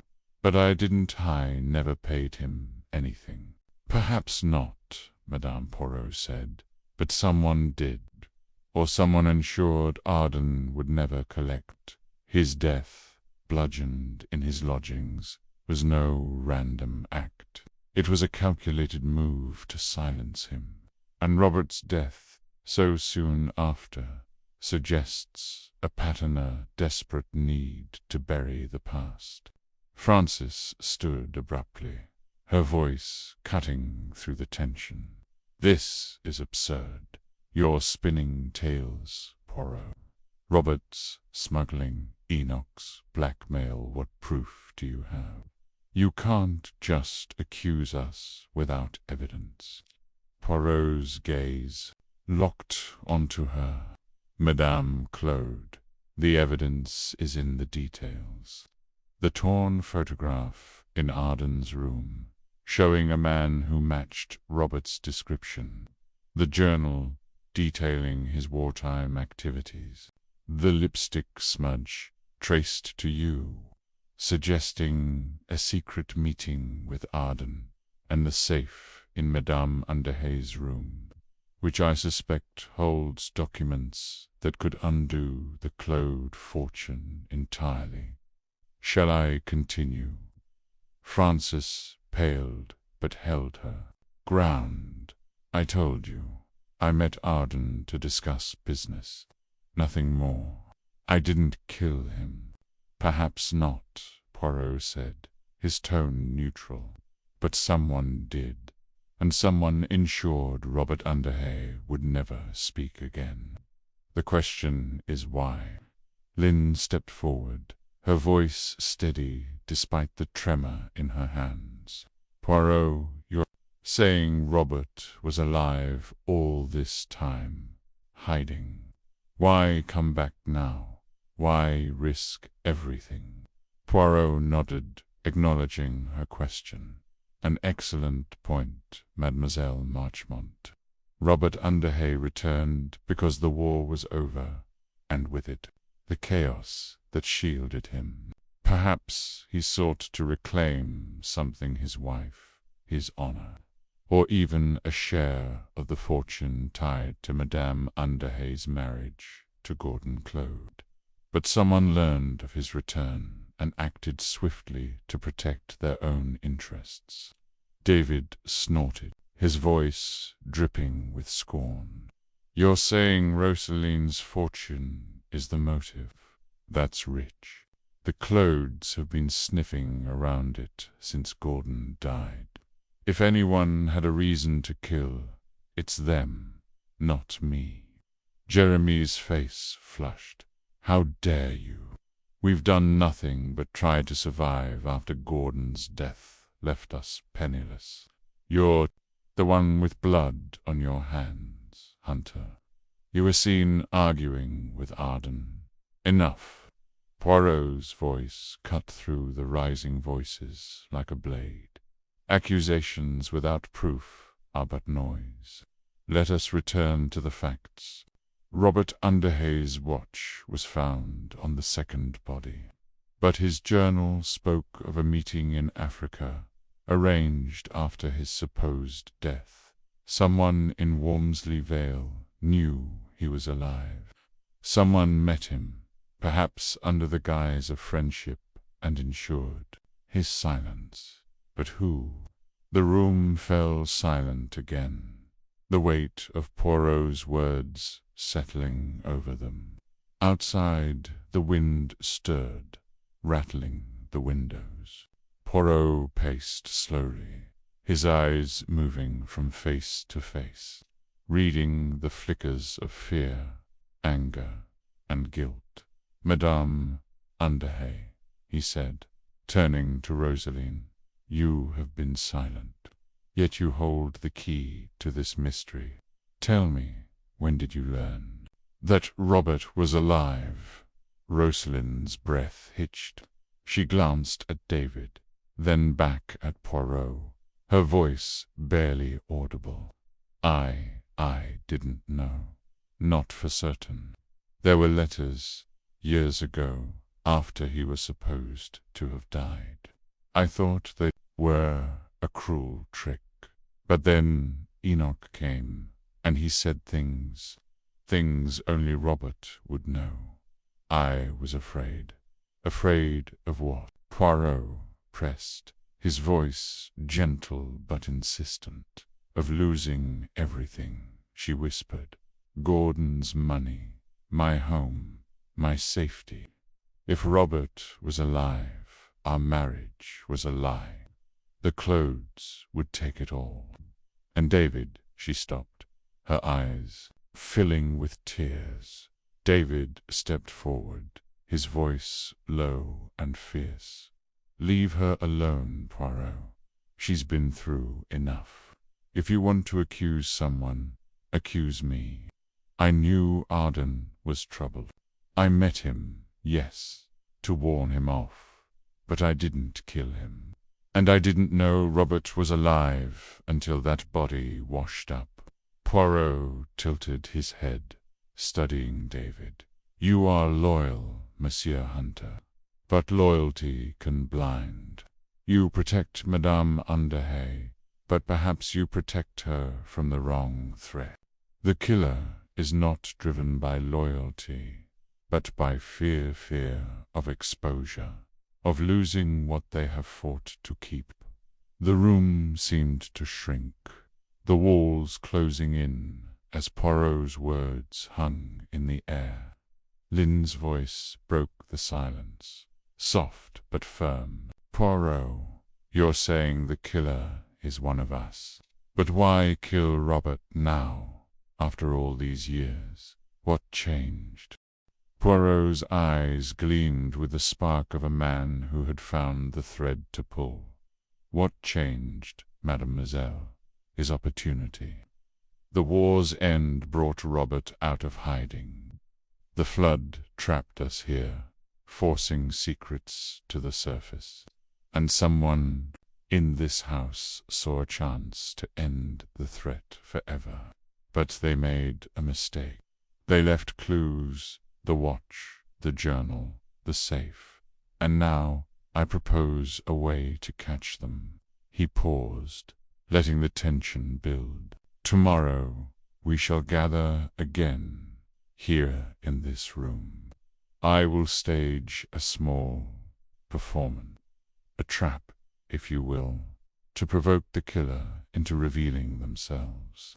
Each of you will play a part, whether you wish to or not. For the truth, it cannot remain hidden forever. Francis laughed, a brittle sound. A trap. You think we're fools to fall for some parlor trick? Poirot's smile was serene. Madame, the guilty are never as clever as they believe. And Poirot, He is never as foolish as he appears. The room dissolved into murmurs, accusations, and denials. But Poirot turned back to the window, his mind already spinning the details of his plan. The river outside flowed on, carrying secrets in its depths. But Poirot knew the tide was turning. Tomorrow the masquerade would end. The next morning Wormsley Vale woke to a fragile calm.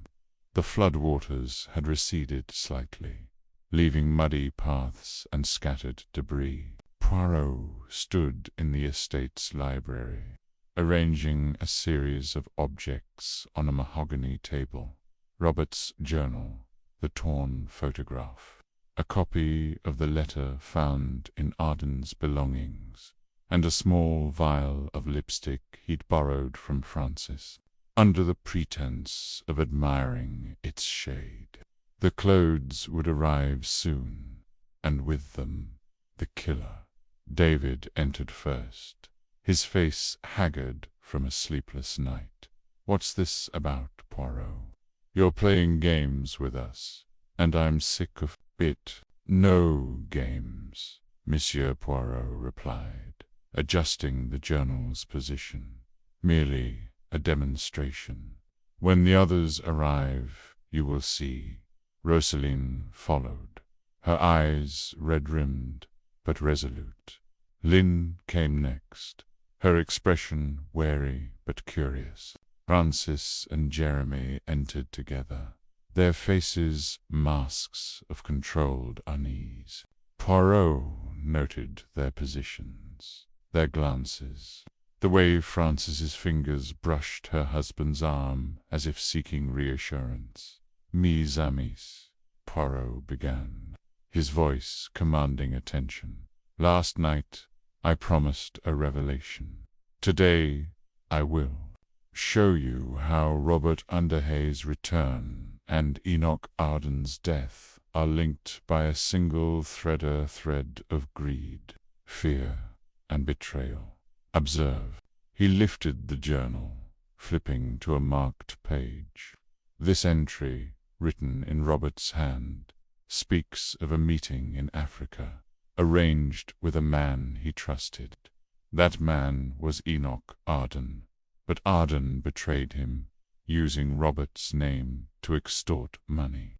He set the journal down and picked up the photograph.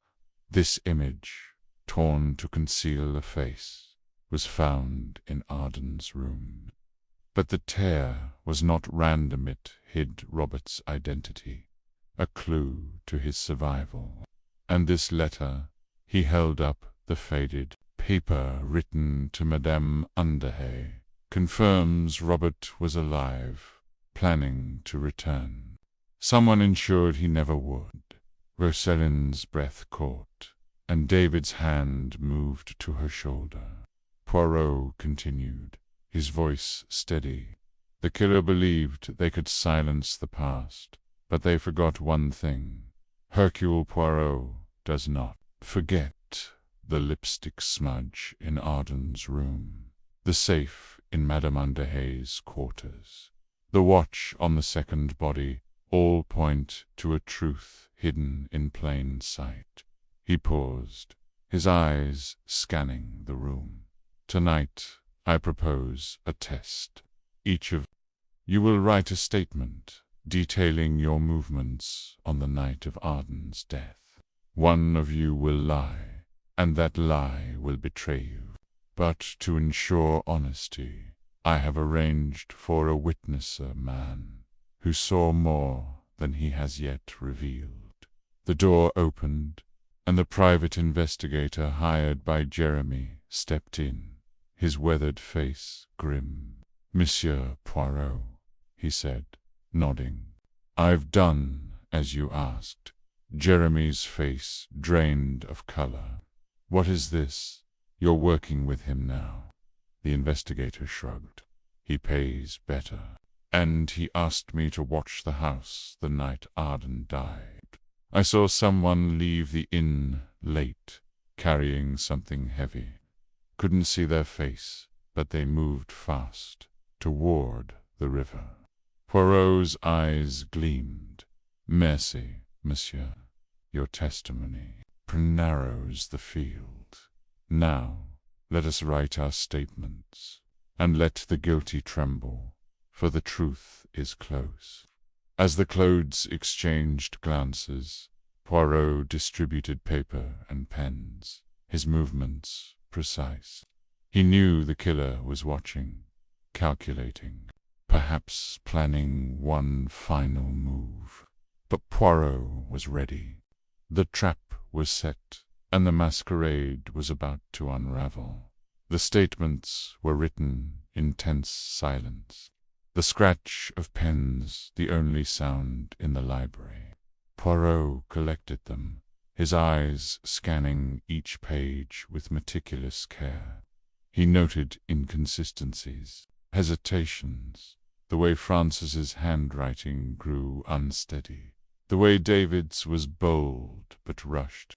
Rosalind's was barely legible, her fear evident in every stroke. "Monsieur Poirot," Lynn said, breaking the silence, "what happens if no one confesses? What if your trap fails?" Poirot smiled, a small, confident curve of his lips. "Mademoiselle, the trap is not in the confession. It is in the fear of being caught. The guilty will act, and in acting they will reveal themselves." He turned to the investigator. "Tell me, monsieur, did you see anything else that night? A detail, perhaps, that seemed unimportant?" The man frowned, rubbing his chin. "There was a light in the garden near the riverbank, flickering like a match. I thought it was nothing, but now—" Poirot's eyes lit up. "A match. Oui, a small thing, but significant. The killer needed light to dispose of something, perhaps evidence, perhaps a weapon. And the river, it was their ally, washing away their sins." He turned to the group, his voice rising. "Mesdames et messieurs, the time for games is over. I know who killed Enoch Arden and Robert Underhay, but I offer one chance for the truth to be spoken freely. Confess now, and perhaps the law will show mercy." The room was still, the air thick with dread. Francis's hands trembled, and Jeremy's glasses slipped down his nose. Rosaline stared at the floor, her lips moving silently. David's eyes burned with defiance, but Lynchy stepped forward, her voice steady. "Poirot, I didn't kill anyone, but I know something. That night I saw Francis near the inn. She was crying, holding something. I didn't think much of it then, but now I think she was scared."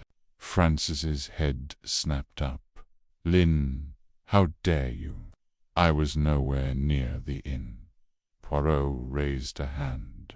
"Madame Claude, your statement claims you were at home, yet Mademoiselle Marchmont places you at the scene, and the lipstick, it matches the shade you wear. Shall we test it now?" He held up the vial, and Francis flinched. "This is nonsense," she stammered. I met Arden, yes, to discuss money. He was blackmailing me, threatening to expose my debts. I didn't kill him." Poirot's gaze softened, but only slightly. "Then who did, madame? For someone did. And someone killed Robert Underhay, ensuring his watch was found to confuse us. But the watch was a mistake. It was meant to make us believe Robert was long dead, not recently murdered." David's voice was low, almost a growl. "You're wrong, Poirot. I didn't kill Arden, but I knew Robert was alive. He contacted me months ago, asking for Rosaline. I told him to stay away when he showed up here. I thought Arden was working for him. I confronted Arden, but I didn't kill him. I swear it. Poirot nodded, his mind racing. Your honesty is noted, Monsieur Hunter. But if not you, then who? The answer lies in the safe. He turned to Rosalind. Madame, will you open it? For us, or shall I? Rosalind's face crumpled. She stood, her movements slow, and crossed to a painting on the wall. Behind it, a small safe was embedded. Her fingers trembled as she turned the dial, the click of the lock echoing in the silent room. She opened it, revealing a stack of papers, letters, documents, and a small, sealed envelope. Poirot took the envelope, his fingers deft as he broke the seal. Inside was a single sheet, a marriage certificaticillins to Gordon Claude, marked with a notary's stamp that declared it invalid. Mon Dieu, Poirot murmured. The marriage was a fraud. If Robert was alive, Madame Underhay was never legally Gordon's wife. The fortune, it belongs to no one in this room. Rosaline sobbed, sinking back onto the settee. I didn't know, she whispered. Gordon said it was legal. I trusted him. Poirot's eyes narrowed. But someone knew. Someone used this knowledge to manipulate, to kill, and that someone is here. The investigator shifted, his voice hesitant. Monsieur Poirot, there's one more thing. That night, by the river, I heard a voice, a woman's, whispering. I couldn't make out the words, but it was near where the body was found. Poirot's head snapped up a woman. Mercy, monsieur. That is the final piece. He turned to Francis, his voice cold. Madame Claude, you met Arden to pay him off, but he demanded more. You went to the inn, perhaps to reason with him, perhaps to silence him. And when Robert appeared, you saw your chance to end the threat to your plans. The poker, it was convenient, yes, and the river, it was meant to hide your crime. Francis's face twisted, her voice rising to a scream. No, I didn't kill them. I couldn't. Then who? Poirot pressed, stepping closer. Who had the motive, the opportunity, the fear? The room seemed to hold its breath. Then, from the corner, Jeremy spoke, his voice quiet but steady. It was me. The confession hung in the air, a shockwave that silenced even Francis. Poirot turned, his eyes piercing. Monsieur Claude, explain. Jeremy removed his glasses, rubbing his eyes as if exhausted. Arden was blackmailing Francis and me. He knew about our debts, our schemes to get the fortune. When he hinted Robert was alive, I panicked. If the marriage was invalid, we'd lose everything. I went to the inn, argued with Arden. He laughed, said he'd ruin us. I grabbed the poker. It was over in a moment, and Robert. Poirot asked, his voice soft but unrelenting. Jeremy's shoulders slumped. He came to the house, days later. I recognized him from the photograph. He wanted Rosaline, said he'd expose the smuggling, everything. I met him by the river, offered him money to leave. He refused. I pushed him harder than I meant. He fell, hit his head. The flood took him. Rosalind's sob broke the silence, and David's face darkened with rage. Lynn stepped between them, her voice firm. "Jeremy, how could you?" Poirot raised a hand. "Monsieur Claude, you have confessed to 2 murders. The police will be informed, but your honesty may yet mitigate your fate. As for Madame Underhay, she is innocent of these crimes, though not of her own secrets." He turned to Rosaline, his voice gentle.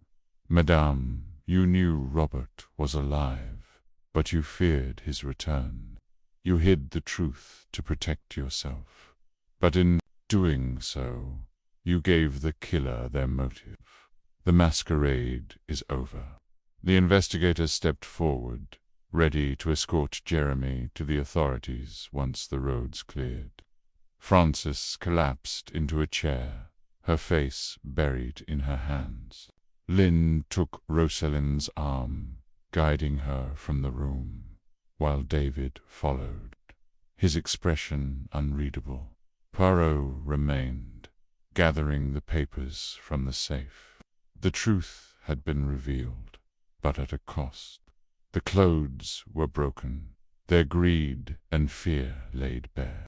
Outside, the river flowed on, its waters calmer now, as if the secrets it held had finally been released. As the sun dipped below the horizon, Poirot prepared for the final gathering, where he would ensure justice was served. The trap had worked, not by force, but by the weight of truth, pressing down until the guilty could bear it no longer. And Hercule Poirot, with his little grey cells, had once again brought light to the shadows.